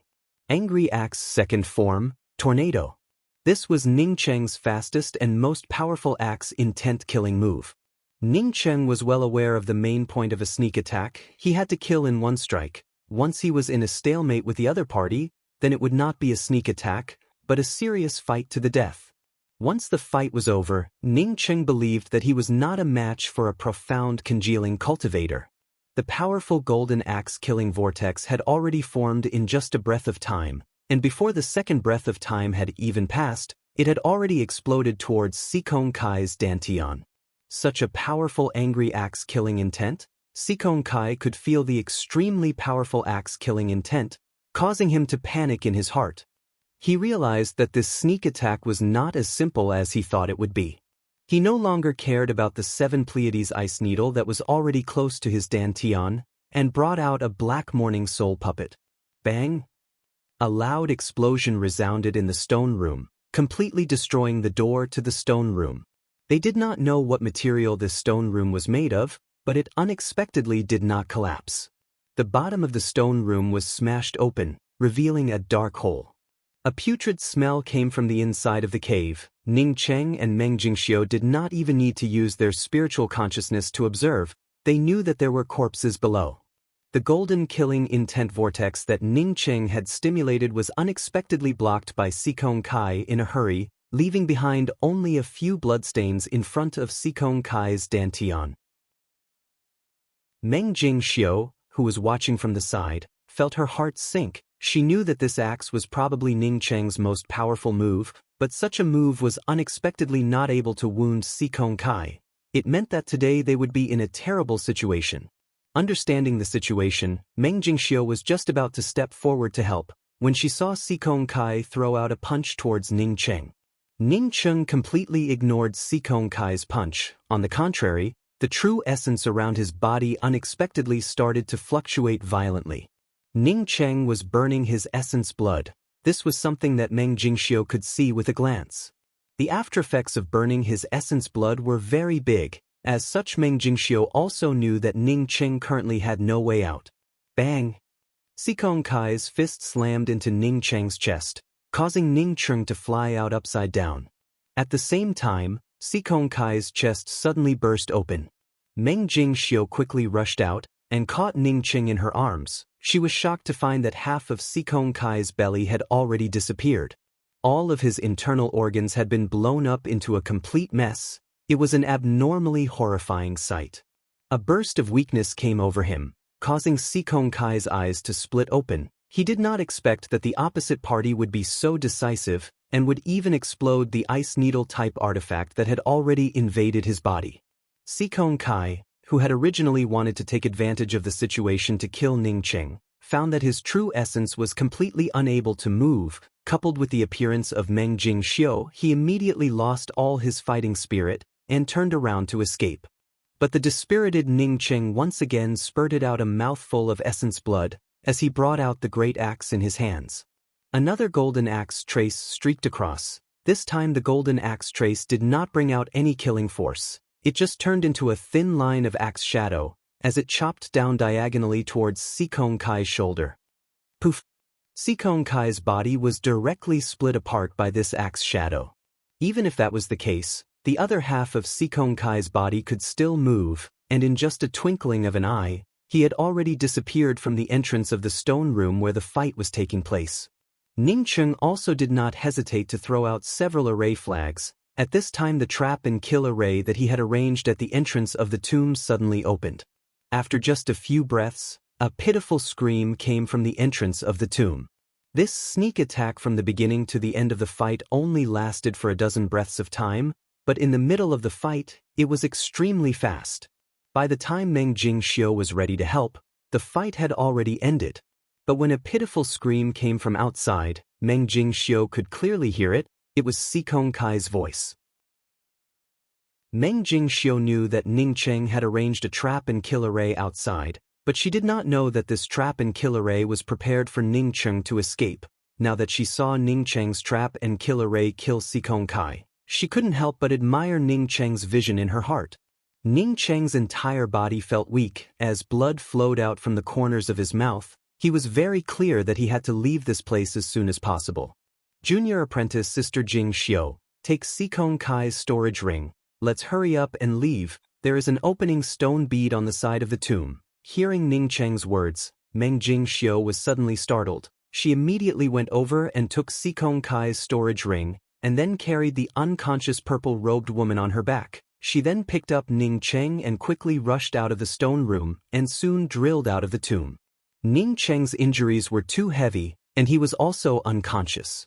If not for his sneak attack, and if not for the inner armor that the old woman had given him, Sikong Kai's punch would have already killed him. After coming out of the tomb, Meng Jingxiu simply did not dare to look back, and only knew to run all the way. The night passed by quickly. As the sky began to turn bright, Meng Jingxiu found that she had unexpectedly come out of the mountain range. She was overjoyed and sped up her speed. An hour passed by. As the sky was completely bright, Meng Jingxiu also saw the first village. She quickly arrived outside the village. But when she saw the situation of the village, she felt her scalp tingle. The village was incomparably silent. It was even more gloomy than the tomb. Meng Jingxiu casually swept out with her spiritual consciousness and was able to see the wreckage of the village. The scattered corpses made Meng Jingxiu feel fear in her heart. She did not dare to stay for even half a moment. Moreover, she did not dare to enter the village. She bypassed the village, and once again sped up her speed. When Ning Cheng woke up, Meng Jingxiu was still running. But at this time her face was flushed, and she was panting. Even her sweat had seeped into Ning Cheng's body. Not only that, even her footsteps were somewhat unsteady. Ning Cheng immediately knew that Meng Jingxiu had consumed too much of her true essence. Junior apprentice sister Jingxiu, senior apprentice brother Xiaoqing, are you awake? Meng Jingxiu spoke in a pleasantly surprised voice as she stopped. I should be fine after resting for a while. How long have I been unconscious? Ning Cheng was aware of his own situation. His meridians had been reshaped and was also nourished by the mysterious yellow origin. Although that punch was very powerful, as long as he woke up, he would be able to slowly recover. It was only a matter of time. It has already been 14 hours. I was afraid that that woman would chase after me, so I have been running. Meng Jingxiu finished and looked back at the purple-robed woman on her back. She doesn't seem to have woken up. I don't know if she had used some kind of method. She should be fine. You don't have to run for now. Let's find a place to stay, then I will start healing. Ning Cheng knew that if his injuries were not completely healed, then with Meng Jingxiu's speed, even if she ran for a few days and nights, she would not be able to escape the pursuit of a profound congealing cultivator. Only by waiting for his injuries to completely heal would he be able to find a way. Unfortunately, his 7 Pleiades ice needle had already exploded, so he would have one less weapon to defend himself with. After another hour, Meng Jingxiu brought Ning Cheng and the purple-robed woman to a small town and settled down in an inn. The purple-robed woman was still unconscious, while Ning Cheng was seriously injured, so Meng Jingxiu asked for a large room, and the three of them lived together. Inside the large room there were 2 small rooms. She and the purple-robed woman shared a room. In order to take care of her, Ning Cheng asked for a separate room.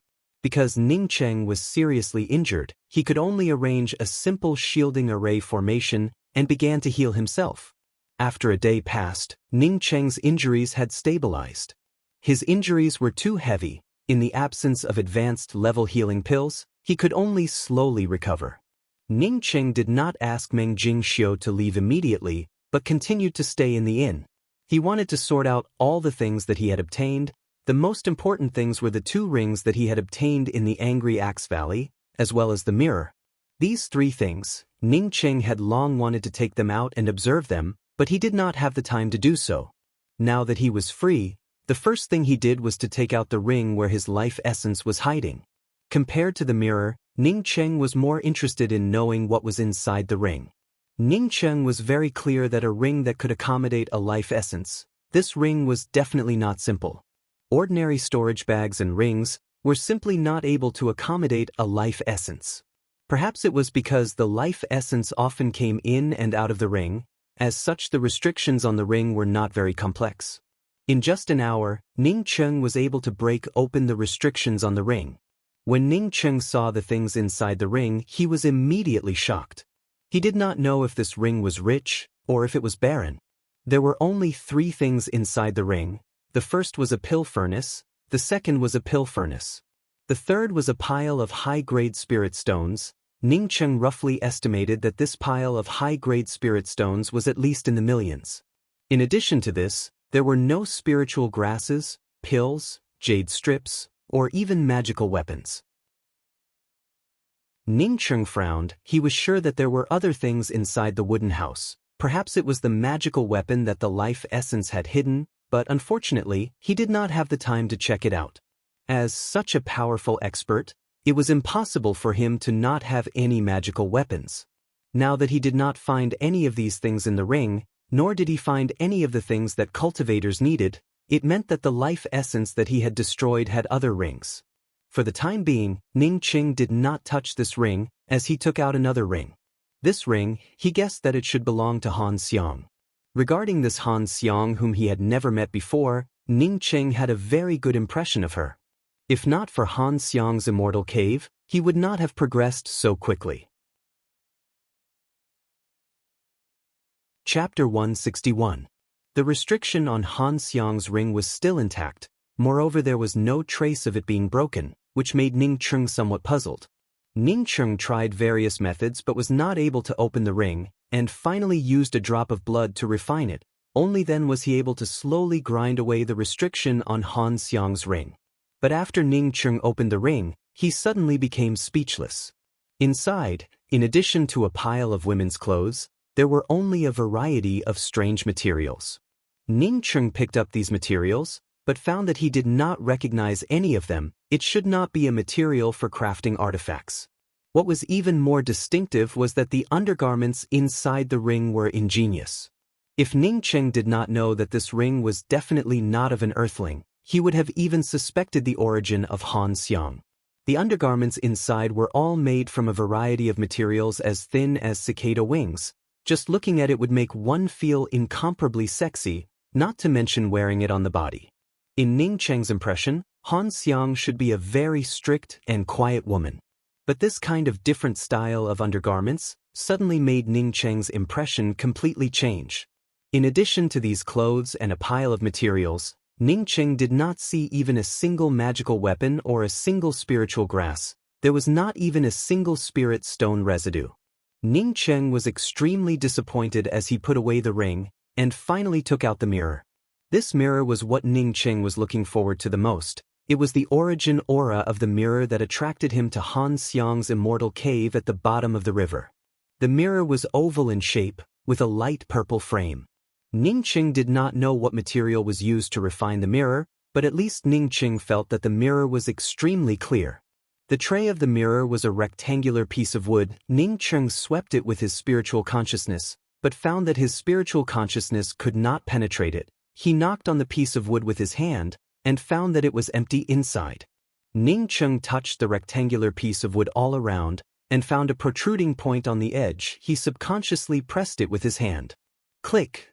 The rectangular piece of wood unexpectedly fell down, and a thing wrapped in a talisman fell in front of Ning Cheng.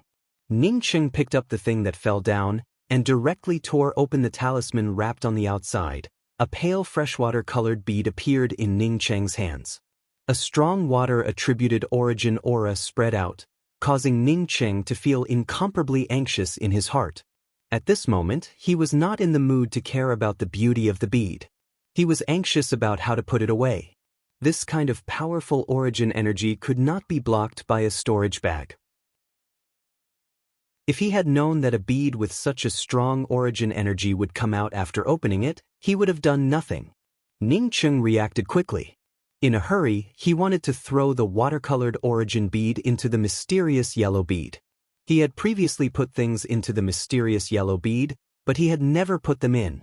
At this time, he no longer cared about anything else, and directly sent the origin bead into the mysterious yellow bead through his thoughts. In fact, Ning Cheng did not even have to wait for the watercolored origin to enter the mysterious yellow bead. The mysterious yellow bead had already sensed the aura of the watercolored origin in Ning Cheng's hands, and even started to throb within Ning Cheng's zifu. When Ning Cheng sent out such a thought, the watercolored origin bead in his hand disappeared without any delay. The surrounding origin aura also dissipated instantly. Apparently, Ning Cheng had already placed the origin bead into the mysterious yellow bead. Ning Cheng gave out a long sigh.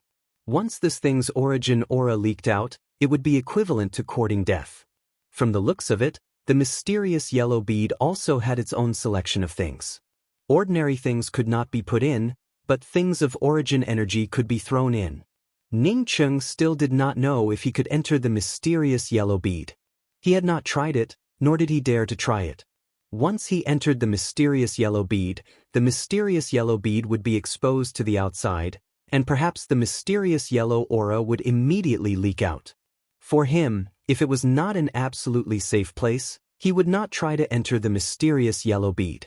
What's more, after the mysterious yellow bead recognized him as its master, he could use the mysterious yellow aura to speed up his cultivation without entering the mysterious yellow bead. After the watercolored origin bead disappeared, Ning Cheng immediately felt that the mirror in his hand had turned into a very ordinary mirror and no longer had any origin aura around it.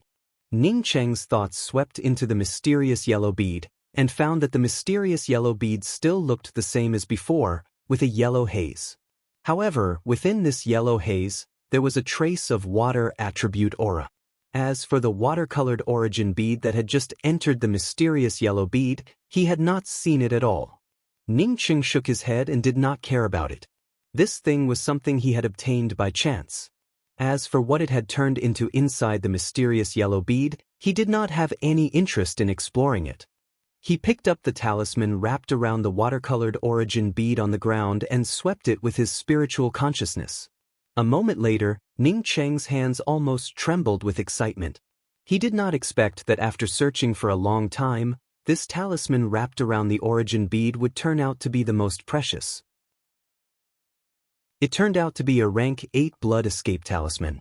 Not to mention holding a rank 8 blood escape talisman in his hand, Ning Cheng had never even heard of such a thing. This talisman could save his life in any situation. With his current strength, he could not directly use this talisman. He could only refine it first, and then drop a drop of his blood on it. Good stuff, good stuff. Ning Cheng spoke a few words in succession, and immediately began to refine the blood escape talisman in his hand. These people truly were rich, but he did not know where they kept their good things. Just a random blood escape talisman wrapped around something made him feel that it was an unprecedented treasure. On a lake dozens of miles away from the town, a beautiful woman stopped taking off her clothes. She suddenly stood up in shock and spoke up in disbelief. Was that the origin aura just now? The next moment, she grabbed the cloak that she had already taken off and instantly left the lake. Compared to the origin aura, taking a bath was simply insignificant. Ning Cheng put away the refined blood escape talisman and gave out a sigh of relief in his heart. Now was the time to leave this inn. If he stayed here, maybe that woman would really find this place. Senior apprentice brother Xiao Qing, can I come in?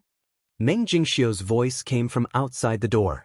Ning Cheng was just about to look for Meng Jingxiu when he quickly spoke up. You can come in, I feel much better now. Meng Jingxiu entered Ning Cheng's room and handed the ring in her hand to Ning Cheng and spoke. Senior apprentice brother Xiao Qing, this is Si Kong Kai's ring. Ning Cheng took the ring and swept it with his spiritual consciousness. He found that the ring unexpectedly had several layers of restrictions. He put away the ring but did not immediately refine it. Instead, he looked at Meng Jingxiu and spoke, we have to leave this place. That bitch might find this place. And that woman is really terrifying. She simply does not take other people's lives seriously. Meng Jingxiu recalled the scene of that woman killing that green-robed woman, and spoke with a somewhat cold voice. Ning Cheng gave an sound and spoke, birds of a feather really do flock together. Just looking at that woman and Si Kong Kai, I can already tell that they are not good people. If I had the cultivation of profound congealing realm, I would definitely not let go of that bitch. Saying that, Ning Cheng once again turned to Meng Jingxiu and spoke, I'm going to take a look at that woman from the Wu Nian Academy and see if I can wake her up. Ning Cheng and Meng Jingxiu arrived at another room. That purple-robed woman from the Wu Nian Academy was still in a coma. Meng Jingxiu still wore a veil over her face, presumably because this purple-robed woman was simply too beautiful. Ning Cheng was not polite at all, as his hand directly fell on the chest of this purple-robed woman, as he swept out with his spiritual sense. At this time, he had to quickly wake this woman up, and then escape with his life was the most important thing. How could he still care about other things? Moreover, Ning Cheng also knew that Meng Jingxiu was not a talkative person, so when he woke up this purple-robed woman, he knew that Meng Jingxiu would definitely not speak about such details. Meng Jingxiu saw Ning Cheng's hand on the chest of that purple-robed woman. As he leaned over to pay close attention to her, she suddenly thought of Si Kong Kai's actions on that green-robed woman's body, causing her face to suddenly turn red. Her expression suddenly became somewhat bashful, even her heartbeat started to accelerate a bit. At this time, the door to the room was suddenly kicked open, as a beautiful woman stood in the doorway and stared at Meng Jingxiu in a daze. Mother! Meng Jingxiu looked at this middle-aged beautiful woman and immediately recognized her. When her mother left her, she was already 9 years old. Even after all these years, her mother's appearance had not changed even the slightest bit. You are Xiu. The middle-aged beautiful woman called out in surprise. She had followed the origin aura to look for it, but she did not find the origin aura, but instead found her daughter. When she left her daughter was already 9 years old.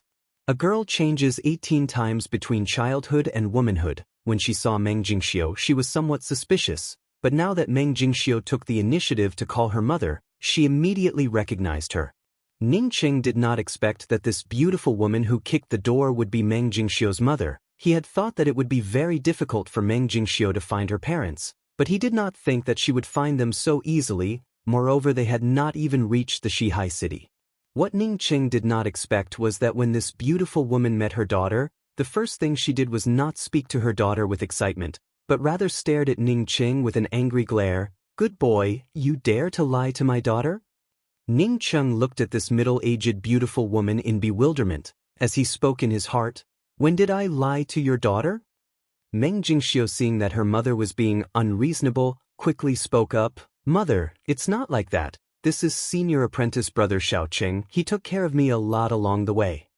"Since he took care of you a lot, then he should be your man. Why would he be so lovey-dovey with other women? This pervert, I hate perverts the most." The middle-aged beautiful woman did not know any reason, as her tone became more and more annoyed. Meng Jingxiu almost cried as she hurriedly explained, "It's not like that. There is nothing between me and senior apprentice brother Xiaoqing. Humph. This old mother is a person who has experienced it. Look at your broken senior apprentice brother Xiaoqing. His face is filled with a coquettish look. Don't think that I can't see it." Ning Cheng's head was full of sweat. What kind of mother was this? How could she be such a high-class person? How could she not see her daughter for so many years? As soon as she saw her daughter's face, she would speak of her daughter in such a manner. Meng Jingxiu finally could not stand this kind of blow, as she burst into tears, before she turned around and escaped from the room. The middle-aged beautiful woman seemed to realize that her words were a bit too heavy, as she patted her head, before she turned around and chased after her. But when she reached the door, she stopped, as she turned back and stared at Ning Qing and spoke. "You dare to have a foot in 2 boats. You are sorry to my daughter. I will immediately cut off your little bird." Chapter 162. Looking at this woman leave, Ning Qing couldn't help but think in his heart that she was a very tough woman, although he could not see anything from her appearance. For this Meng Jingxiu to have such an old mother, it could be considered as hitting the jackpot. Ning Qing ignored the woman who just left, and continued to check on the purple-robed woman's situation. However, he could see that this woman's cultivation was definitely higher than Si Kongkai's, and not just by a little bit. The middle-aged beautiful woman soon caught up with Meng Jingxiu. Seeing her mother chasing after her, Meng Jingxiu also stopped running away, and just kept on crying. How could she say something like that? She was too embarrassing. Seeing that her daughter was only crying and not speaking, the beautiful middle-aged woman had no choice but to speak. "I did not feel at ease with you, and was prepared to go back to the Hua continent to bring you here. You know, I can't bear to part with your father. You also came here with that brat, so you should know that a man can't do without a woman by his side." Speaking till here, the middle-aged beautiful woman once again thought of Ning Qing and that purple-robed woman, as she changed the subject and spoke with a hateful tone. Xiu, you can rest assured, this mother has already warned that kid. If he dares to step on 2 boats, then this mother will cut off his little bird." When Meng Jingxiu heard her mother speak like this, she cried even more fiercely. How did she end up with such an old mother? Did she still want to live? The middle-aged beautiful woman saw that her daughter, who had just met her, was crying non-stop and panicked.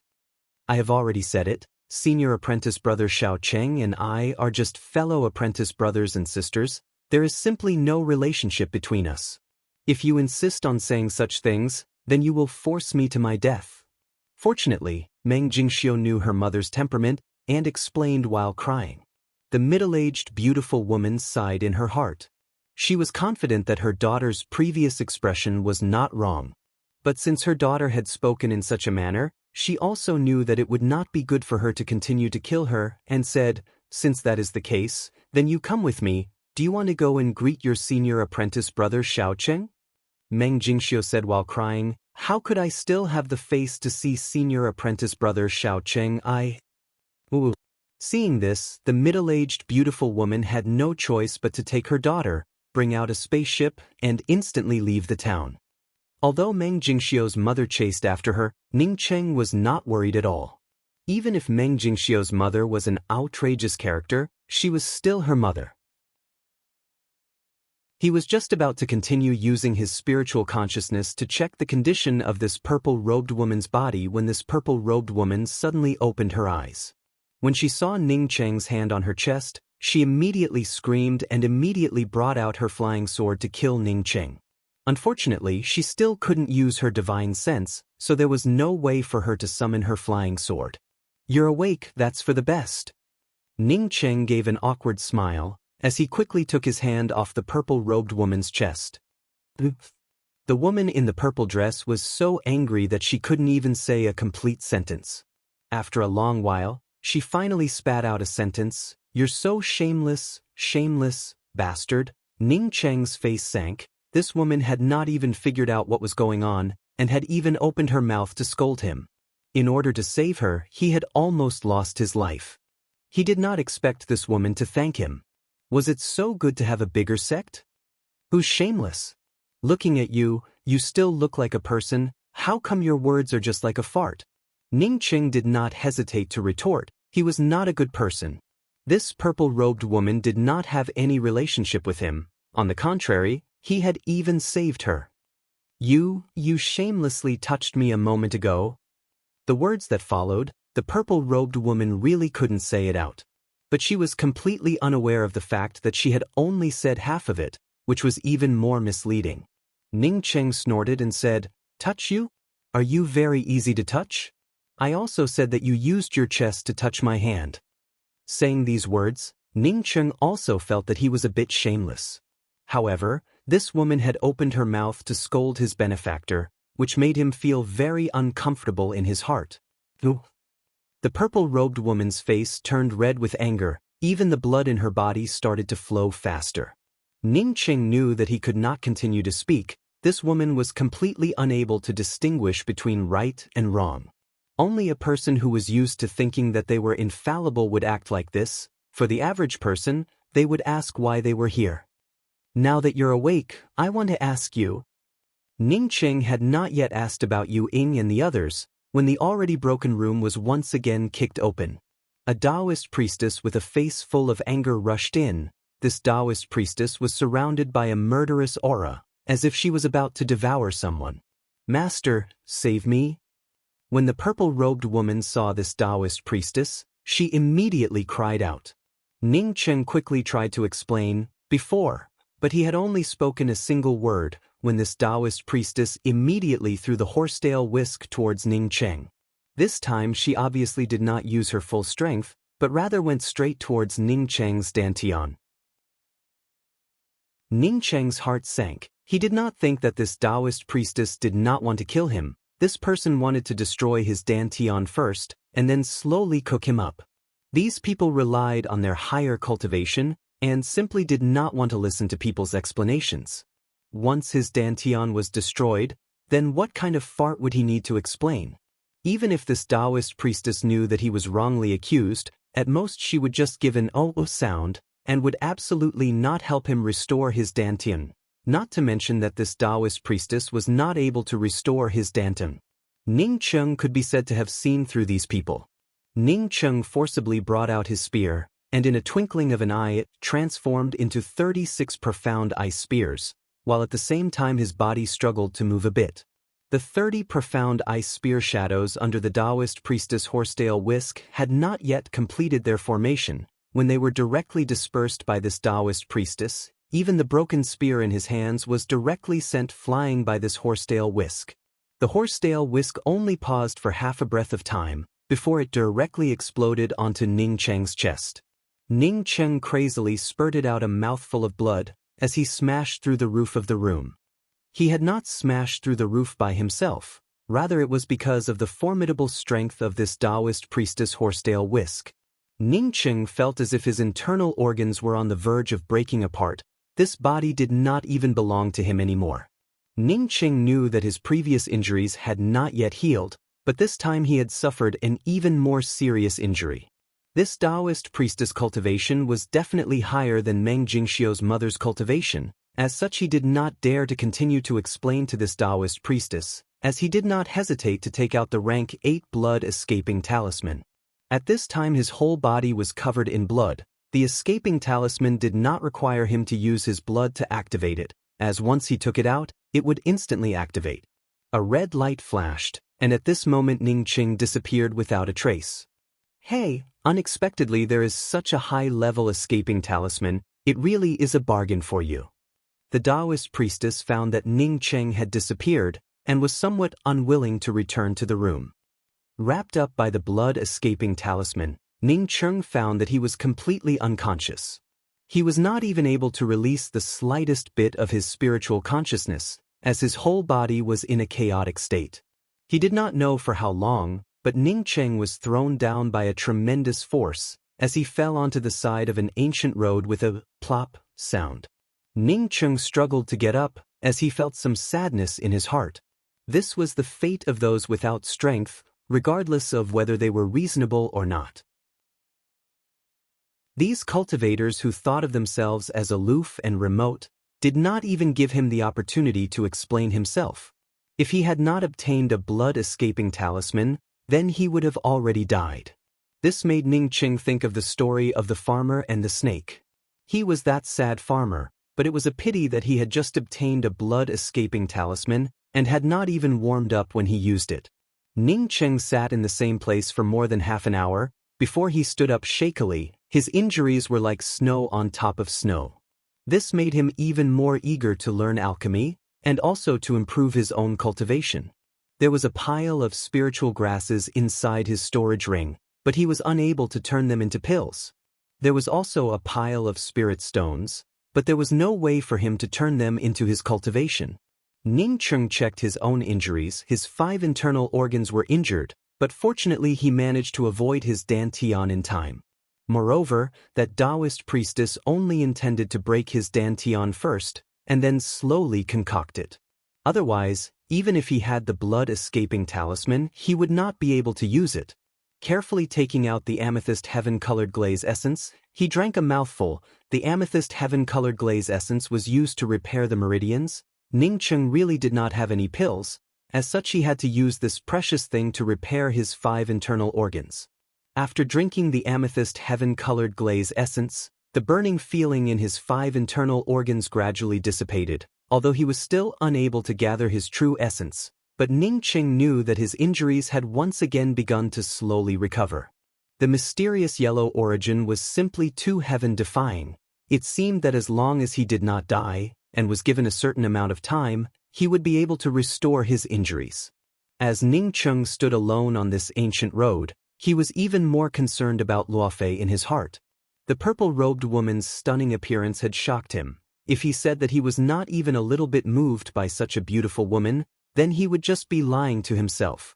But after experiencing this matter, he came to know that only Luofei would unconditionally believe in him. Only Luofei would sit down and give him the opportunity to explain himself.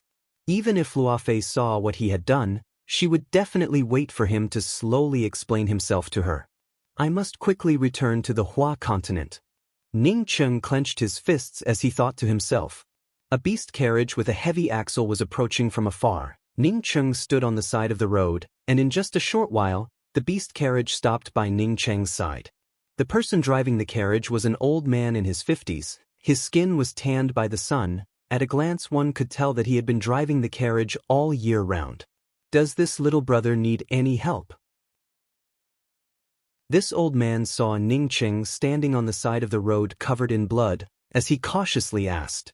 Ning Qing saw the worried expression in the old man's eyes, and quickly spoke. Thank you, old uncle. I was with a caravan when we met some bandits. Although I managed to escape, but I was injured, and now I am lost. I don't know if old uncle knows about the Chang'emo city and the Shihai city? Hearing Ning Qing say that he was with a caravan, and also met some bandits, the eyes of the old man driving the carriage clearly relaxed.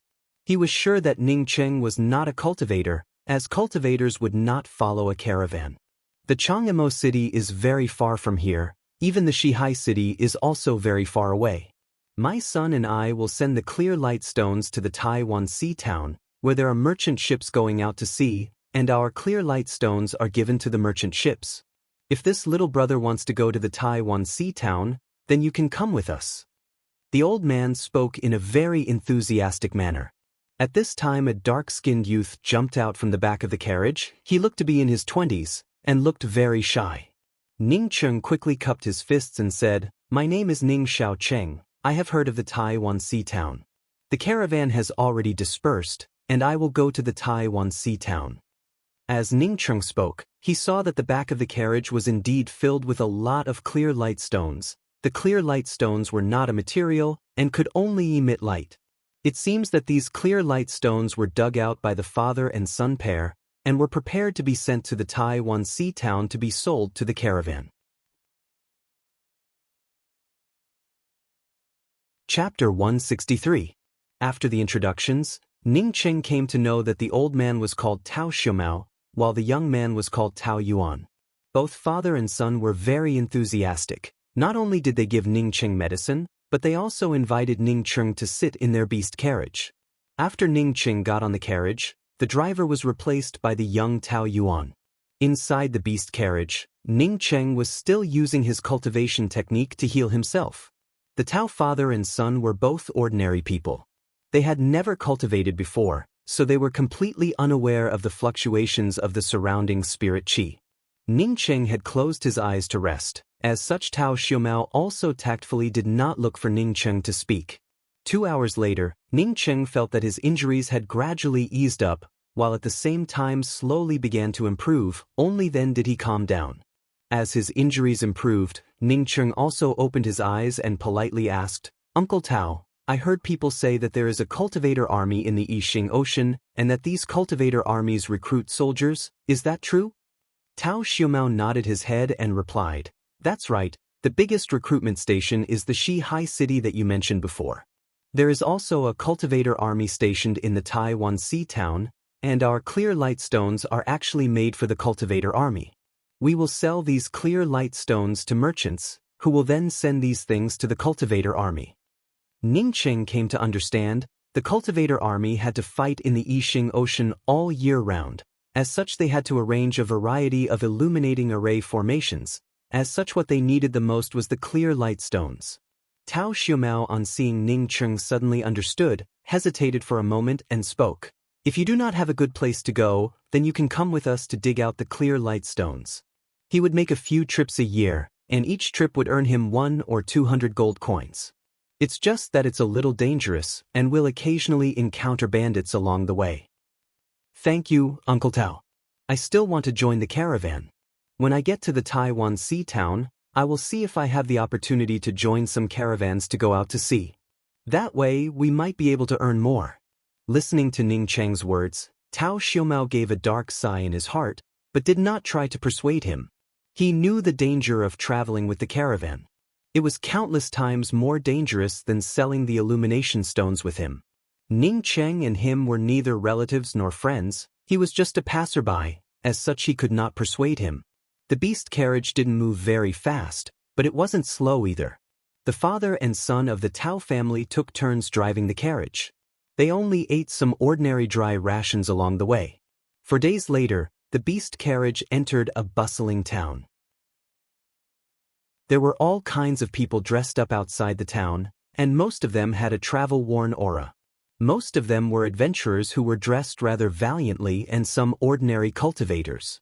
There were also many people who drove beast carriages like the Tao father and son. A fishy smell came from the sea. Ning Cheng knew that he should be close to the Yixing Ocean. Although his injuries were recovering slowly, but he was still close to the strength of the true condensation realm. The cultivators he saw here all had low cultivation levels, so he didn't need to worry.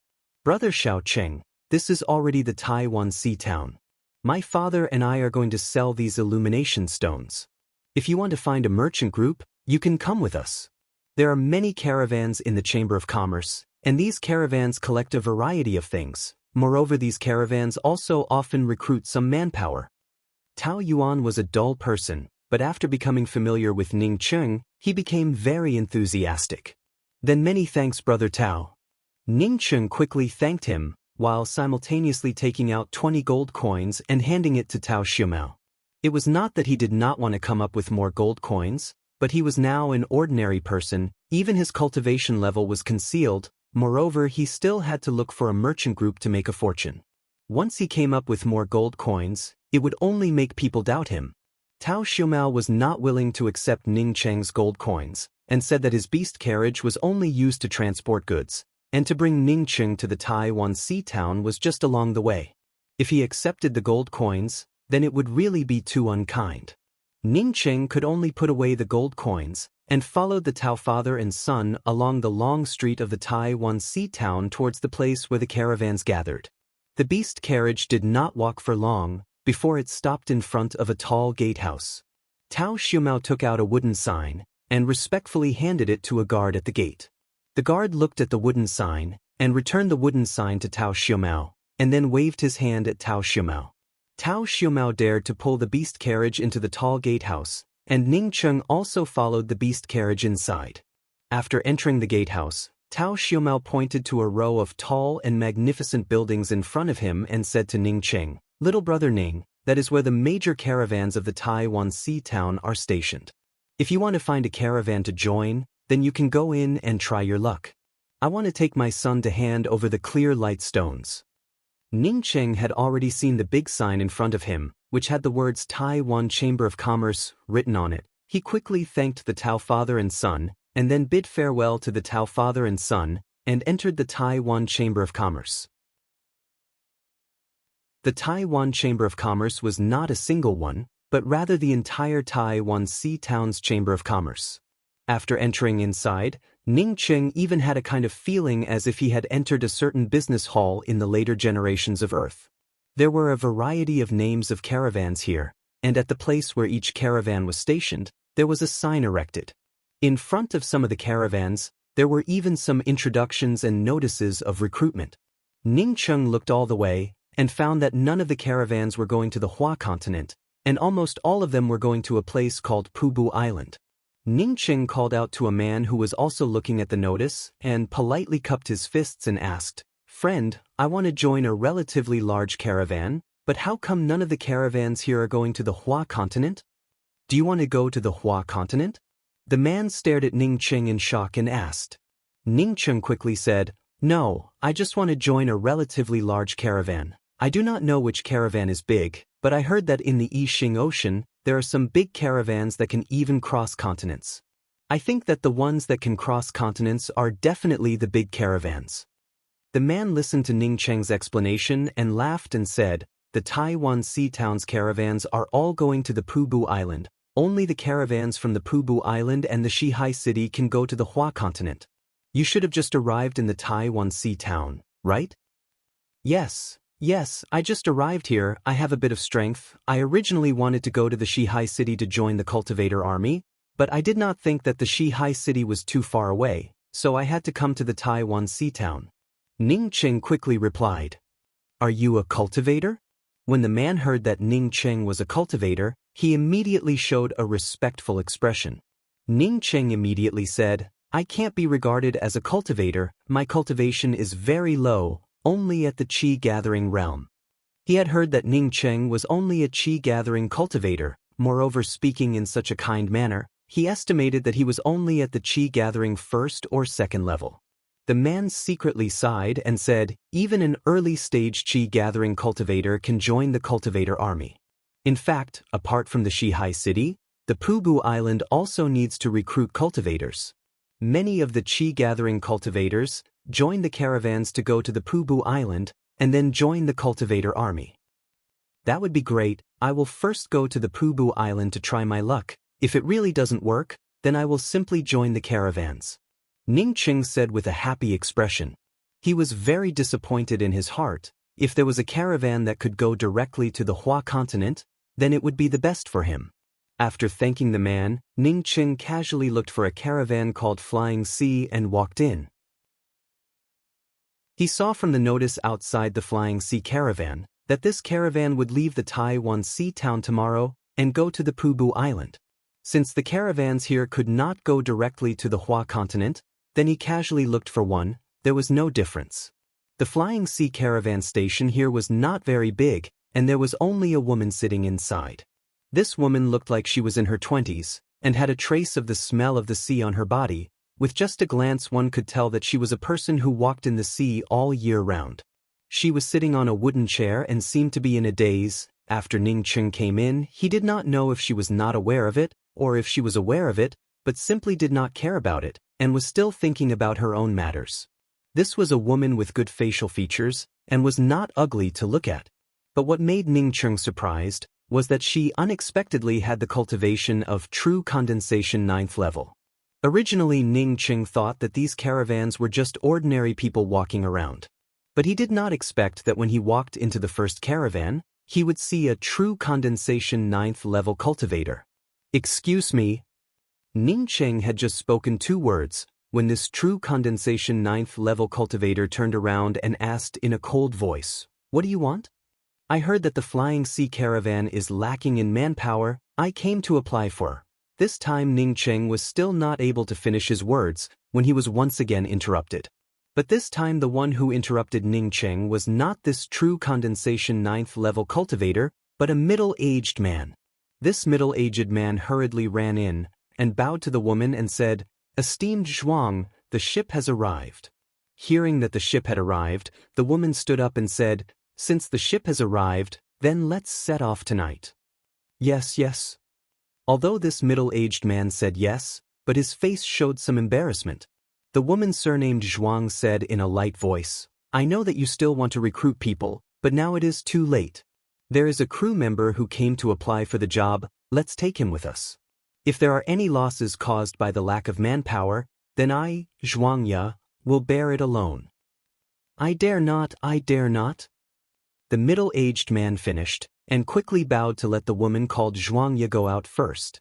After the woman walked far away, the middle-aged man wiped the sweat from his forehead and began to observe Ning Cheng. After a while he asked, "Do you want to join the Flying Sea Caravan? What is your name?" "I am called Ning Xiao Cheng. I heard that the Flying Sea Caravan wanted to recruit crew members, so I hurried over."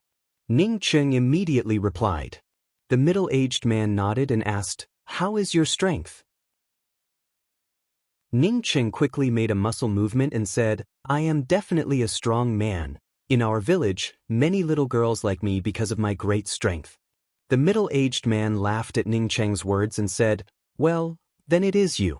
My name is Xin Yu. From now on you can call me Deacon Xin." Temporary crew members with the Flying Sea Caravan will be paid 1,000 gold coins for each trip. This remuneration will be paid 10% first, 30% will be paid when we arrive at the Pubu Island, and the rest will be settled when we arrive at the Taiwan Sea Town. "That's fine." Ning Cheng replied without hesitation. He did not think that it would be so easy for him to find a caravan heading to the Pubu Island. As for him not coming back, he would not be able to receive the 1,000 gold coins, which was completely ignored by Ning Cheng. Chapter 164. Ning Cheng was not a meddlesome person. He knew that this Zhuang Ya was not a simple person, but he simply did not ask about it. His purpose was to reach the Pubu Island. It had nothing to do with him who the others were. He followed Xin Yu into the beast carriage, and soon arrived at the Yixing Ocean's pier. Ning Cheng had been to the Mingot Sea, but he had not been to the pier. Now that he saw the Taiwan Sea Town's pier in the Yixing Ocean, he suddenly understood the meaning of a sentence, that is, running to the pier. This dock was really too big. There were all kinds of ships docked at the edge of the dock, and many people were moving things back and forth. A few cultivator soldiers dressed in uniform patrolled the edge of the pier. Compared to the various forces in the Mingot City, Ning Cheng felt that this Taiwan Sea Town was much more stable. Xin Yu brought Ning Cheng to the side of a large ship and spoke, "This is our ship. Do you see a lot of people moving things onto the ship? You can go and help out later. Once we're done moving those things, we'll set sail." "Where do I live?" Ning Cheng quickly asked. Xin Yu pointed to the group of people who were moving things to the ship and said, "You can go with them later. Move things with them, go on the ship with them, and have a big room on the ship." Ning Cheng quickly spoke up, "Deacon Xing, I have mysophobia, and do not like to live with a lot of people in the same room. Can you get me a room? It doesn't matter even if it's a little smaller." Ning Cheng had just finished speaking this sentence, When he saw Xingyu frown, he immediately knew that this matter would not be easy to handle, and quickly spoke. Deacon Xing, I do not want the 10% of the gold coins that I received earlier. Moreover, after arriving at the Pubu Island, I will also take out half of the gold coins. Take this as the referral fee for Manager Xing introducing me to the ship. Ning Cheng was just a porter crew member, yet he unexpectedly wanted a separate room, causing Xingyu to feel a little uncomfortable. But after listening to Ning Cheng's words, he nodded slightly, feeling that Ning Cheng still knew how to conduct himself. His impression of Ning Cheng was not bad. Now that Ning Cheng had spoken in such a manner, he directly spoke up. There is a wind cabin at the stern of the ship, although it can block the wind, but when the ship is moving on the sea, the sound of the wind cannot be stopped. If you don't mind the noise, you can stay in that wind cabin. Ning Cheng quickly spoke up, Many thanks Deacon Xing, I am willing. Deacon Xing patted Ning Cheng's shoulder and spoke, It is not easy to earn some gold coins from the sea. You said that you would give me a referral fee and keep it for yourself. Once you have saved enough gold coins, you can settle down in a stable city in the Jia continent. Seeing Deacon Xing leave, Ning Cheng couldn't help but sigh in his heart. Even in such a dangerous place, there would always be good people. Ning Cheng began to follow the many crew members and started to carry the goods. These goods were not heavy in his hands. He used his spiritual sense to scan the area and found that there were some food and a lot of materials. The grade of the materials was not very high. They were probably used to refine low-level magic tools. No one felt strange about Ning Cheng joining them, as there were always people joining and leaving here all the time. When he was about to finish moving the pile of goods, Ning Cheng once again saw Zhuangya, but this time she was not alone, but with 5 people. Ning Cheng glanced at them, and immediately knew that these 5 people were all at true condensation 9th level. After these 5 people boarded the ship, they immediately entered the innermost VIP room of the ship. These 5 people had just boarded the ship, when Xingyu stood at the bow of the ship and shouted, Hurry up and board the ship, the flying sea will immediately set sail. At this time, the pile of goods piled up on the pier had already been moved. Ning Cheng followed the group of porters and quickly boarded the ship. Ning Cheng had some doubts in his heart. He had applied to be a crew member, so it shouldn't be that he would have to carry a few things, and then wait until they reached the Pubu Island, and then move the things out, right? Xingyu deliberately brought Ning Cheng to the wind cabin at the stern of the ship, and took out a piece of paper and handed it to Ning Cheng and said, You will live here from now on, the Flying Seas rowers will rotate every 5 days. You must remember the days of your rotation. Every 5 days, you will have to row the ship for a day. It is written very clearly on this paper. Row the ship? Ning Cheng knew that 1,000 gold coins would not be easy to earn, but he did not think that he would have to row the ship. Xingyu looked at Ning Cheng in surprise and said, Of course I have to row the ship, otherwise do you think that 1,000 gold coins is so easy to earn? But you do not have to worry about it. This time there will be a few months of downwind, as such the sails are full, as such rowing the ship would not require much strength. But I have never rowed a ship before? Ning Cheng said with a bitter face. Xingyu laughed and said, It is not the kind of rowing that you think, but rather a lot of people driving a rotary or to drive the speed of the ship. The Flying Sea Caravan currently does not have the strength to arrange an array formation to use spirit stones to drive the rotary, or it can only be achieved through manpower. When Ning Cheng heard this, he finally understood and said, I understand. Xingyu nodded and said, The dining area is in the dining cabin. You can live in this wind cabin first. If you really feel that you cannot adapt to it, you can come to me. Or you can directly move to the central cabin. Many thanks Deacon Xing, I understand. Ning Cheng quickly thanked him again. After Xingyu left, Ning Cheng finally had the free time to look at the wind cabin. There were many such wind cabins on this kind of ship. These cabins were designed for 2 purposes. One was to make the ship's structure more compact, and the other was to reduce wind resistance. Xingyu gave the wind cabin to Ning Cheng to live in, which was equivalent to opening a small back door. The wind cabin was generally not allowed to be blocked, but now that Ning Cheng lived in it, it must be blocked. The sound of the wind was tolerable, but he could not directly sleep in the wind, right? The wind cabin that he was in the shape of an oblique triangle and had an area of about 5 square meters. For Ning Cheng, it was more than enough. The wind cabin was blocked. It seems that he was not the first person to live here. Now that the ship had just started, but the sound of the wind outside the wind cabin was already loud, one could imagine, once the ship moved at high speed in the deep sea, how loud would the sound of the wind cabin be? Ning Cheng did not care about it. He began to arrange an array formation. The first thing he arranged was a soundproof array formation. After the soundproof array formation was arranged, the sound of the wind outside the wind cabin completely disappeared. After that, Ning Cheng began to arrange an isolation array formation. There were 5 true condensation cultivators on the ship. If he wanted to cultivate, then he must isolate the spiritual qi from the outside. As for the spiritual gathering array formation, he did not arrange it. Once he arranged a spiritual gathering array formation, the movement would be too big. In addition to the isolation array formation, Ning Cheng also arranged a warning array formation outside the wind cabin. Although Ning Cheng was sure that no one would find him here, but he still felt that he had to be careful.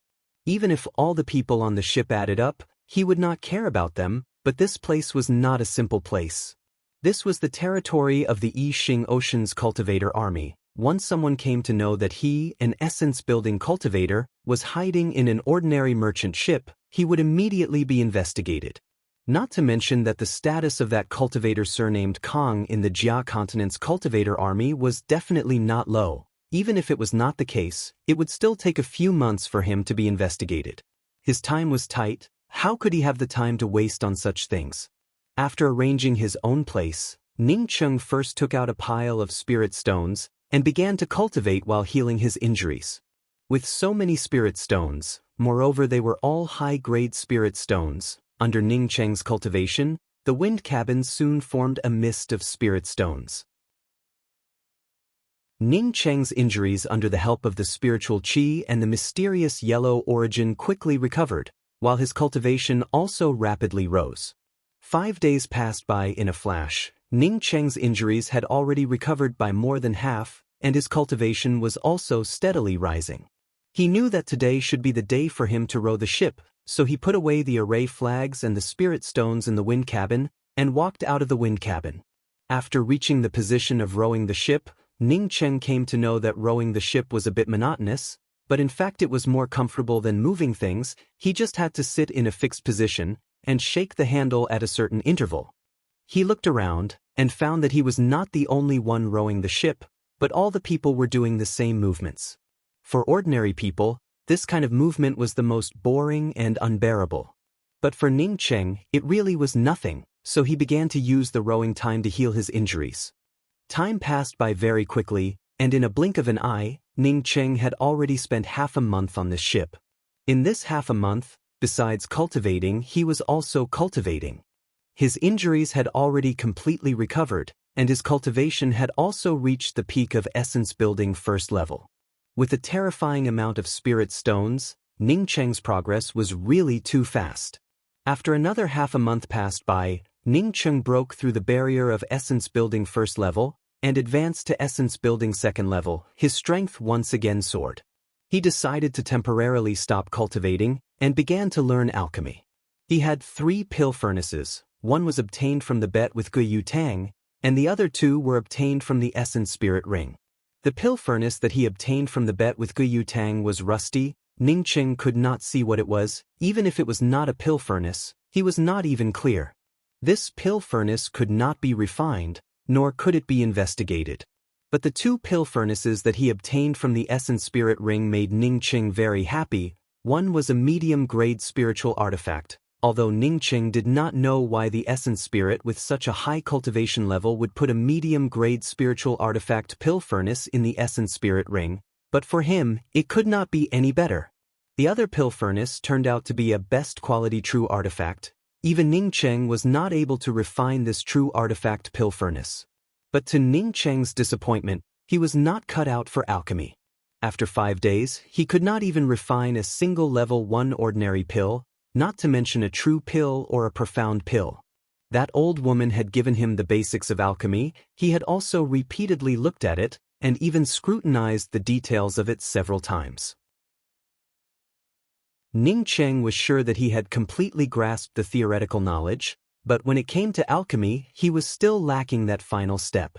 Wasting countless spiritual grasses, he was still not able to refine a single level 1 ordinary pill.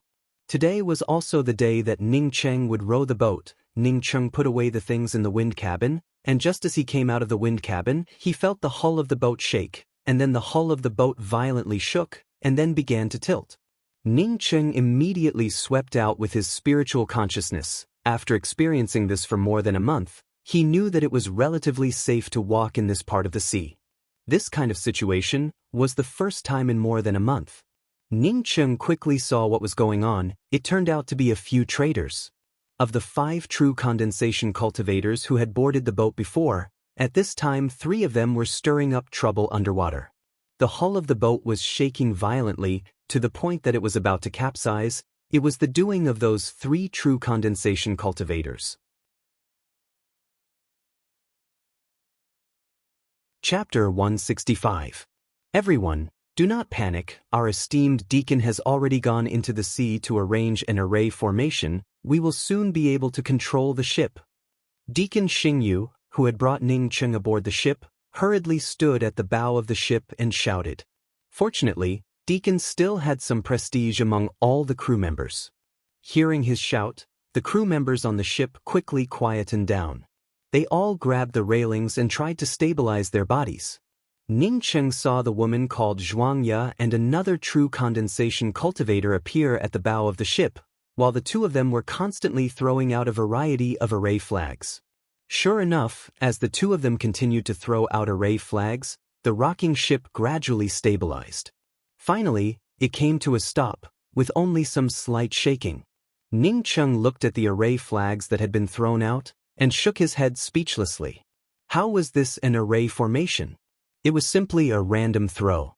But after these 2 people threw out the array flags, the 3 true condensation cultivators in the sea stopped shaking the ship, and climbed up from the sea. As for the slight shaking of the boat, it was caused by someone placing an array disc at the bottom of the boat.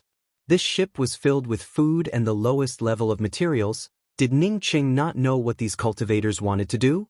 Not to mention that this ship wasn't worth robbing. Even if they wanted to rob it, they didn't need to take off their pants and fart like this.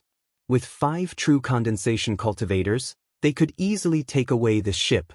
At this time, the several deacons and the person in charge of the ship had already arrived at the bow of the ship. Even the 3 true condensation cultivators who had crawled up from the bottom of the sea also came to the bow of the ship, but at this time their faces looked a bit pale. The people on the ship all thought that they had used up too much energy to set up the formation. A few deacons and people in charge came forward to thank them. A true condensation 9th level long-haired man waved his hand and spoke with a dignified expression on his face. This is what we should do, but there is a tidal whirlpool here. Although we arranged an array formation to temporarily control the ship, but it would not last for long. Once the tidal vortex breaks our formation, we'll be in danger. What should we do? One of the ship's attendants asked in a panic. They had encountered tidal whirlpools before. Once they encountered a tidal whirlpool, capsizing was a common occurrence. The long-haired man also frowned and did not reply for a long time. Next to him was a slightly chubby man at the true condensation 9th level and spoke up. This array formation can last for at least 48 hours. As long as we can obtain the materials needed to refine the array flags within these 48 hours, then we can reinforce this array formation, and we can then survive this tidal maelstrom. The woman named Zhuangya also frowned and said, "This is the sea. Where can we find the materials to refine the array flags? I know that there is a small island in the vicinity, but I do not know if that island has the materials that Elder Brother Pang needs to refine the array flags." The one who spoke was the same as Zhuangya, the other true condensation cultivator. Yes, I also remember that there is an island nearby, but... One of the deacons clearly thought of the island nearby, but then he seemed to remember something extremely terrifying, and his expression changed slightly. Xingyu said with a worried look on his face, "Esteemed consecrators, I also know of that island. In the past, we have sailed by that island. But in the last year, that island has suddenly been covered with a thin layer of fog. There was a caravan that passed through that island, and even sent people up there." Speaking till here, Xing hesitated for a moment and then continued, "The people who went up there did not come down, and afterwards no one went up there again." The long-haired true condensation cultivator waved his hand and said, "You can rest assured about this. There might be some low-leveled monstrous beasts on the island, with the 5 of us going up there at the same time. Even if it was a powerful sea demon, it would not be surprising. Since this matter is settled, Deacon Xing, you can find 50 people to come with us to the island to look for the materials needed to refine the array flags. We do not have much time. If we do not think of a way, then staying here would only result in capsizing and losing our lives." The other true condensation cultivators also nodded in agreement and said, "That is also true. We would only need at most 2 days to come and go. I think we should be able to make it in time." After Xing discussed with the several people in charge of the ship, he reluctantly agreed and said, "Then let's choose 50 crew members. I ask the esteemed consecrators." The short and stout true condensation cultivator said with some impatience, "You can rest assured, with the 5 of us going up to the island, how could there be any accident?" When Ning Cheng heard that they wanted to choose people, he immediately retreated. He guessed that there should be something on the island, which made these true condensation cultivators think of this method. Looking for people to go up to the island, perhaps it was to do hard labor. He had just come out from the Angry Axe Valley. As such, the things that these true condensation cultivators were interested in, he really did not put them in his eyes, so he simply did not want to go up there. Moreover, he did not want to do hard labor. "You are also one?" What Ning Cheng did not expect was that he had just retreated a few steps, when that short and stout true condensation cultivator saw him, as he directly pointed at Ning Cheng and said. Ning Cheng was helpless and had to stand up. The 50 people were quickly selected, together with the 5 true condensation cultivators. A total of 55 people boarded a small boat and left the big ship. The few true condensation cultivators, while pretending to throw out some array flags on the ship. Ning Cheng was speechless and simply closed his eyes to rest. The island was really not too far away. The small boat only took less than 2 hours to reach the edge of the island. Ning Cheng swept out with his spiritual consciousness. Unexpectedly, he felt a strange life force being absorbed. The center of the island was shrouded in mist. Even his spiritual consciousness could not penetrate it. The small boat stopped at the edge of the island, but the scene on the edge of the island made the scalp of all the crew members on the boat tingle. The edge of the island was covered with all kinds of bones. It was a dense white. Many of the bones were washed up by the waves on the island, forming piles of bones. Ning Cheng's eyes swept over these bones. In addition to some low-leveled sea beasts and fish, there were also many human bones. The 5 true condensation cultivators were already on the island, but the seafarers were timid and did not dare to go up. The short and stout true condensation cultivator suddenly bared his teeth and said, "If you follow the few of us cultivators to the island to look for materials, then you will certainly not have any problems. After we go up, there will be no one to protect you. If you stay here, then there would be a problem." Hearing the threat of the short and stout cultivator, the seafarers on the ship quickly rushed up to the island. Finally, only Ning Cheng stayed on the ship. "You are not going up?" That short and stout cultivator stared at Ning Cheng and asked. He knew Ning Cheng. Previously, when they were on the ship, he had tried to slip away, but was forcibly pulled by him, and now he was the last one to hide. Ning Cheng quickly stood up and said, "I am afraid that the ship would be swept away by the waves, and then when we go back there would not be a ship, so I plan to slip away from here and look after the ship." The short and stout cultivator gave a sinister smile, and was just about to speak when he heard the female cultivator called Zhuangya speak up. "If he does not want to go up, then he will not go up. We also need someone to look after the ship. The number of people is almost enough." "All right." The short and stout cultivator stared at Ning Cheng, then waved his hand, and quickly disappeared into the depths of the island with the rest of the people. Ning Cheng left the ship at the edge of the island, and also set foot on the island alone. He slowly stretched out his spiritual consciousness, and could feel the life force binding him. It made him feel that this island was not simple at all.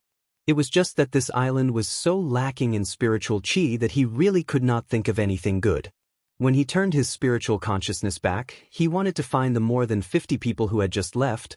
but found that the more than 50 people seemed to have disappeared from this place. There was no trace of them at all. Ning Cheng felt that something was wrong. He immediately followed the direction in which the people had disappeared. After the time it takes for half an incense stick to burn, Ning Cheng stopped in front of a rocky beach. There was an entrance in the middle of this rocky beach, and there were some array flags outside the entrance. There really was someone who understood array formations. Moreover, his level of array formations was not low. When Ning Cheng saw these array flags, he knew that these array flags were definitely arranged by a person who was proficient in array formations. As he walked through the entrance, a bloody smell immediately spread out. Ning Cheng's spiritual consciousness immediately saw a corpse. He knew this corpse. It was the crew member who had just arrived on the island. Ning Cheng first withdrew from the rocky beach entrance, and once again swept out with his spiritual consciousness, but soon his face turned cold. This place turned out to be a natural killing array. Moreover, the level was not low. When he had come here a moment ago, he could not even see it. Among these 5 true condensation cultivators, someone could recognize this natural killing array, and could even use the array flags to open the entrance. This person was definitely an array formation master who was even more powerful than him. No wonder there were so many corpses on this island. It turned out that these people were killed by the natural killing array. It was not easy to find a natural killing array, but to break this natural killing array, it was even more difficult. But among these evil arrays, there was a straightforward way to break them, and that was the blood sacrifice method. The blood sacrifice method to break the natural killing array was an extremely cruel method. It was to leave behind a living person as a sacrifice to the array flags of the natural killing array. That seafarer's corpse a moment ago was obviously the first person to be sacrificed to the array flags. The killing intent in Ning Cheng's heart soared. He simply could not stand this kind of thing. He had thought that these people brought these seafarers here to do hard labor to dig things up, but now it seems that this was not the case at all. If he had known that these people would be used as a sacrifice to the array flags, then Ning Cheng would have already secretly killed these 5 true condensation cultivators. These seafarers were just some ordinary people, and had the same status as him, who relied on their hard work on the ship to earn some blood and sweat coins. But he did not think that in front of these cultivators, their small lives were nothing. Ning Cheng sped up and rushed in, but he soon stopped. He had already seen 49 corpses. In other words, the blood sacrifice method had already been completed. Ning Cheng calmed down. His spiritual consciousness was once again blocked. At the same time he checked his position.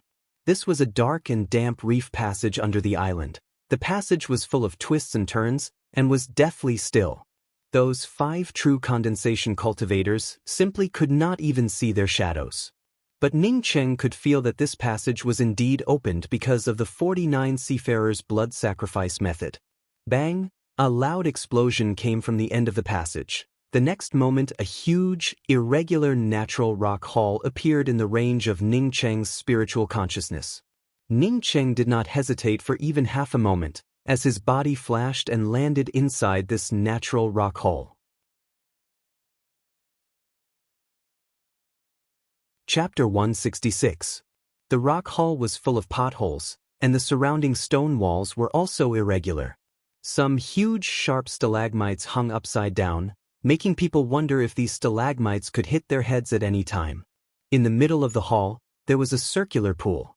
Unlike the irregular rock temple and the irregular stalagmites hanging down from the top of the rock temple, this pool was round and smooth. This kind of roundness seemed to be drawn with the most standard round drawing tool. There was a pair of milky white leaves floating in the middle of the pool. This pair of leaves was supported by the mist in the pool, as if they had grown out of the pool. The leaves were also emitting a faint golden glow. From time to time, the stalagmites above the pond would drip some milky white stalagmite liquid, which all fell into the pond. Was this the twin radiant heavenly cloud leaves? Ning Cheng almost called out. He knew about this thing. It could be said that even though he had obtained many things in the Angry Axe Valley, they were not necessarily as precious as these 2 leaves. The twin radiant heavenly cloud leaves were not spirit medicines. Strictly speaking, it could be considered as an artifact refining material, but it could not be completely regarded as an artifact refining material. This was because the twin radiant heavenly cloud leaves could be used to refine a flight-type magic weapon. A flight-type magic weapon refined from the twin radiant heavenly cloud leaves was absolutely a priceless treasure. However, no one would be stupid enough to use the twin radiant heavenly cloud leaves to refine a flight-type artifact. The most important feature of the twin radiant heavenly cloud leaves was that it could be refined into a pair of wings. After a cultivator obtained a matured twin radiant heavenly cloud leaf, they could refine it and hide it on their back. In this way, he could stimulate the heavenly cloud wings on his back to fly at any time, as if he had grown a pair of wings. Flying on a flying sword and using an ordinary magical weapon to fly, compared to the twin radiant heavenly cloud leaves, were simply too weak. 3 gazes shot towards him, causing Ning Qing to sober up from his joy. There were still other people here. Ning Cheng's gaze swept through the rocky temple. Of the 5 people who had just come in, 2 of them had already fallen to the ground. Ning Cheng's spiritual consciousness swept out and immediately knew that these 2 people had already lost their auras. At the same time, from the wounds of these 2 people, Ning Cheng could also judge that these 2 people should have been sneak attacked by their companions. The remaining 3 people were the long-haired cultivator and Zhuangya, as well as the short and stout cultivator who was very unhappy with Ning Cheng. At this time, the 3 of them each stood on one side, vigilantly watching each other. No one dared to snatch the twin radiant heavenly cloud leaves. Now that Ning Cheng came in, it immediately broke the deadlock, causing the 3 of them to look at Ning Cheng together. "How can you come here?" The long-haired cultivator stared at Ning Cheng and asked in a cold voice. At the same time, his spiritual sense swept out towards Ning Cheng. The short and fat cultivator chuckled and said, "This guy is very smart. He must have seen the hole and followed us in." As he spoke, the smile on the chubby cultivator's face slowly disappeared. He also felt that something was wrong. If Ning Cheng was an ordinary person, then after seeing so many corpses along the way, how could he still dare to come in? Zhuangya did not speak, but just stared at Ning Cheng. The 3 of them used their spiritual senses to sweep around Ning Cheng, but still could not see Ning Cheng's cultivation. "You go and pick those 2 leaves." The pudgy cultivator looked at Ning Cheng for a long time, and found that Ning Cheng was really just an ordinary cultivator. He frowned and tried to probe him. The long-haired cultivator's vigilant eyes gradually relaxed. He was confident that he could see through Ning Cheng's cultivation. Ning Cheng had concealed his cultivation, and was only a cultivator at the late stages of the qi-gathering realm. When he found that Zhuangya and the short and fat cultivator were observing Ning Cheng, he suddenly sent a sound transmission to the 2 of them. "This person should not be an ordinary person, let's sneak attack him together." "Good." Zhuangya said the word, "good," and immediately shot out a black light. This black light directly rushed towards Ning Cheng. The long-haired cultivator also made his move at the same time, but the target of his attack was Zhuangya. Boom! A burst of true essence resounded in the rock temple, as the long-haired cultivator and Zhuangya's magical weapons collided. The long-haired cultivator did not think that Zhuangya would not only attack Ning Cheng, but also attack him. Because Zhuangya attacked Ning Cheng and the long-haired cultivator at the same time, her true essence was insufficient and was directly pushed back a few steps by the long-haired cultivator. Not waiting for her to recover, the several rays of light shot out by the short and fat cultivator had already penetrated Zhuangya's body. Zhuangya could not believe it and looked back at the short and fat cultivator. "Guang Yuchong, why did you attack me?" The short and fat cultivator spoke without any expression on his face. "You wanted to kill my elder brother, how could I not attack you?" "Pang Yuza, is he your elder brother?" Zhuangya stared at the long-haired cultivator, as if she could not believe the result. However, she did not need the long-haired cultivator to answer, as she already knew that this short and fat cultivator was telling the truth. Pang Yuza, Guang Yuchong, what else did she need to explain? Guang Yuchong simply ignored the sneak attack on Zhuangya, and still squinted at Ning Cheng and said, "Kid, did you not hear what I said a moment ago? Hurry up." He could also vaguely see that Ning Cheng seemed to only have the cultivation of qi-gathering realm. Besides, how could an expert sleep in the same bunk every day and become a crew member rowing a boat? Ning Cheng spoke in a light voice. This pair of twin radiant heavenly cloud leaves has not yet fully matured. It would be a waste to pick them up at this time. Wait for a period of time, then you can pick them up and refine them. As soon as Ning Cheng's words came out, the three people simultaneously stared at Ning Cheng. Even Zhuangye, who was seriously injured and on the verge of death, could not believe what she had just heard. You know about the twin radiant heavenly cloud leaves? Did you deliberately follow us here? The short and fat cultivator once again asked a single sentence.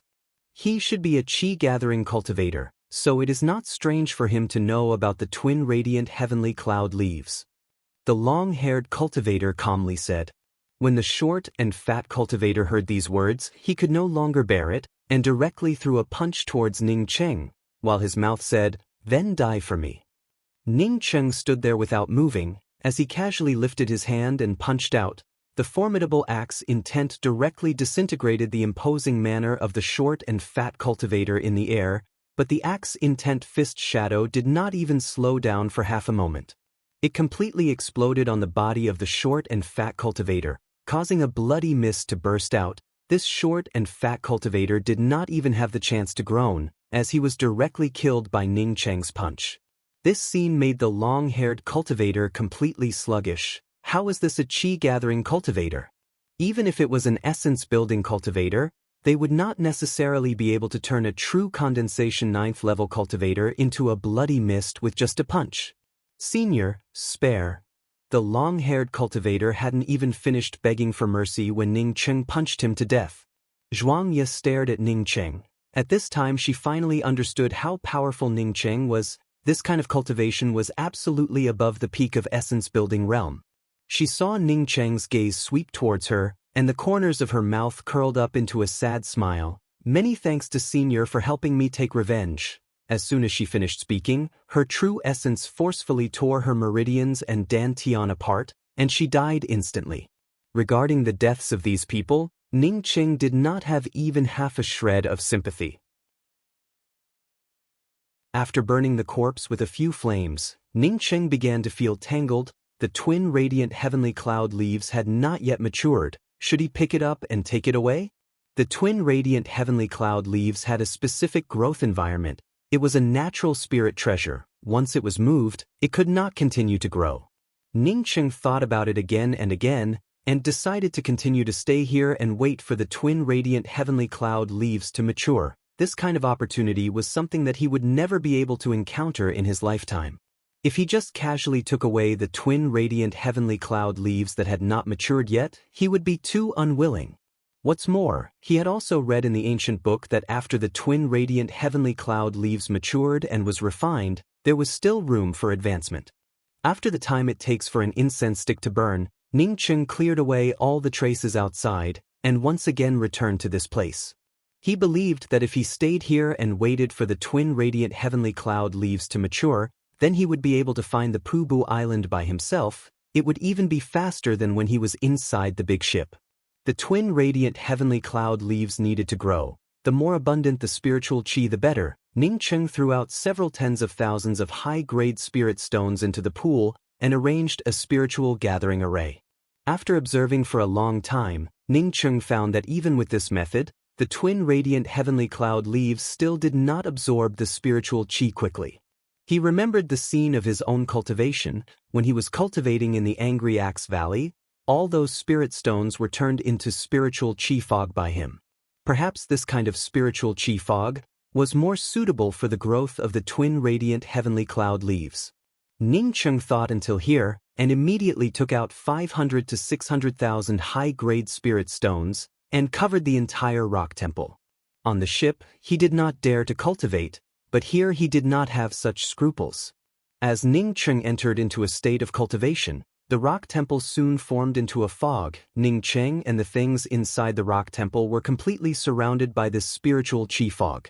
Ning Cheng also gradually put the twin radiant heavenly cloud leaves to one side and wholeheartedly immersed himself in cultivation. The twin radiant heavenly cloud leaves in the midst of the thick spiritual chi fog were emitting a golden glow that was getting brighter and brighter, but Ning Cheng did not notice this at all. The rich spiritual qi fog was completely absorbed by Ning Cheng and transformed into his own true essence, which then rushed into his meridians and apertures. Ning Cheng's cultivation was unknowingly constantly improving. Originally, Ning Cheng had only intended to cultivate for half a month before leaving, but after cultivating for nearly a month, he was still crazily absorbing the spiritual qi in his cultivation. But he was already at the late stages of essence building third level. With the improvement of his cultivation, the speed at which he absorbed the spiritual qi was also getting faster and faster. The twin radiant heavenly cloud leaves, under the urging of the spiritual qi fog, had already matured a long time ago, and even the faint glow of the spiritual qi fog had already concealed itself, but Ning Cheng was still not aware of it. Another half a month passed by. Ning Cheng felt that his cultivation had once again reached a critical point. As such, he immediately opened all of his apertures to absorb the spiritual qi. Countless spirit stones under Ning Cheng's cultivation turned into powder. When Ning Cheng felt his sea of consciousness shake, it issued a slight crisp sound, causing him to fiercely open his eyes. The gurgling true essence had already formed into a substance, and was flowing through his wide meridians. As he once again swept out with his spiritual consciousness, the surroundings were incomparably clear. A burst of faint rumbling sound could be heard, but Ning Cheng did not care about it at all, as he happily stood up and said to himself, "I'm already at the intermediate stage of essence-building realm, even those geniuses' cultivation speed is only at this level." At this time the rumbling sound was getting louder and louder. It was accompanied by an incomparably mournful murderous sound. Ning Cheng finally felt that something was wrong. This kind of sound did not originate from this deserted island. You're tuning in to the Passion Pages YouTube channel. We're so grateful for your support, and don't forget to subscribe to join us on this incredible journey through captivating stories. Your generosity through donations truly makes a world of difference, as it's the primary source of revenue that allows me to expand and enhance this channel for you. Thank you from the bottom of my heart for being a part of this adventure.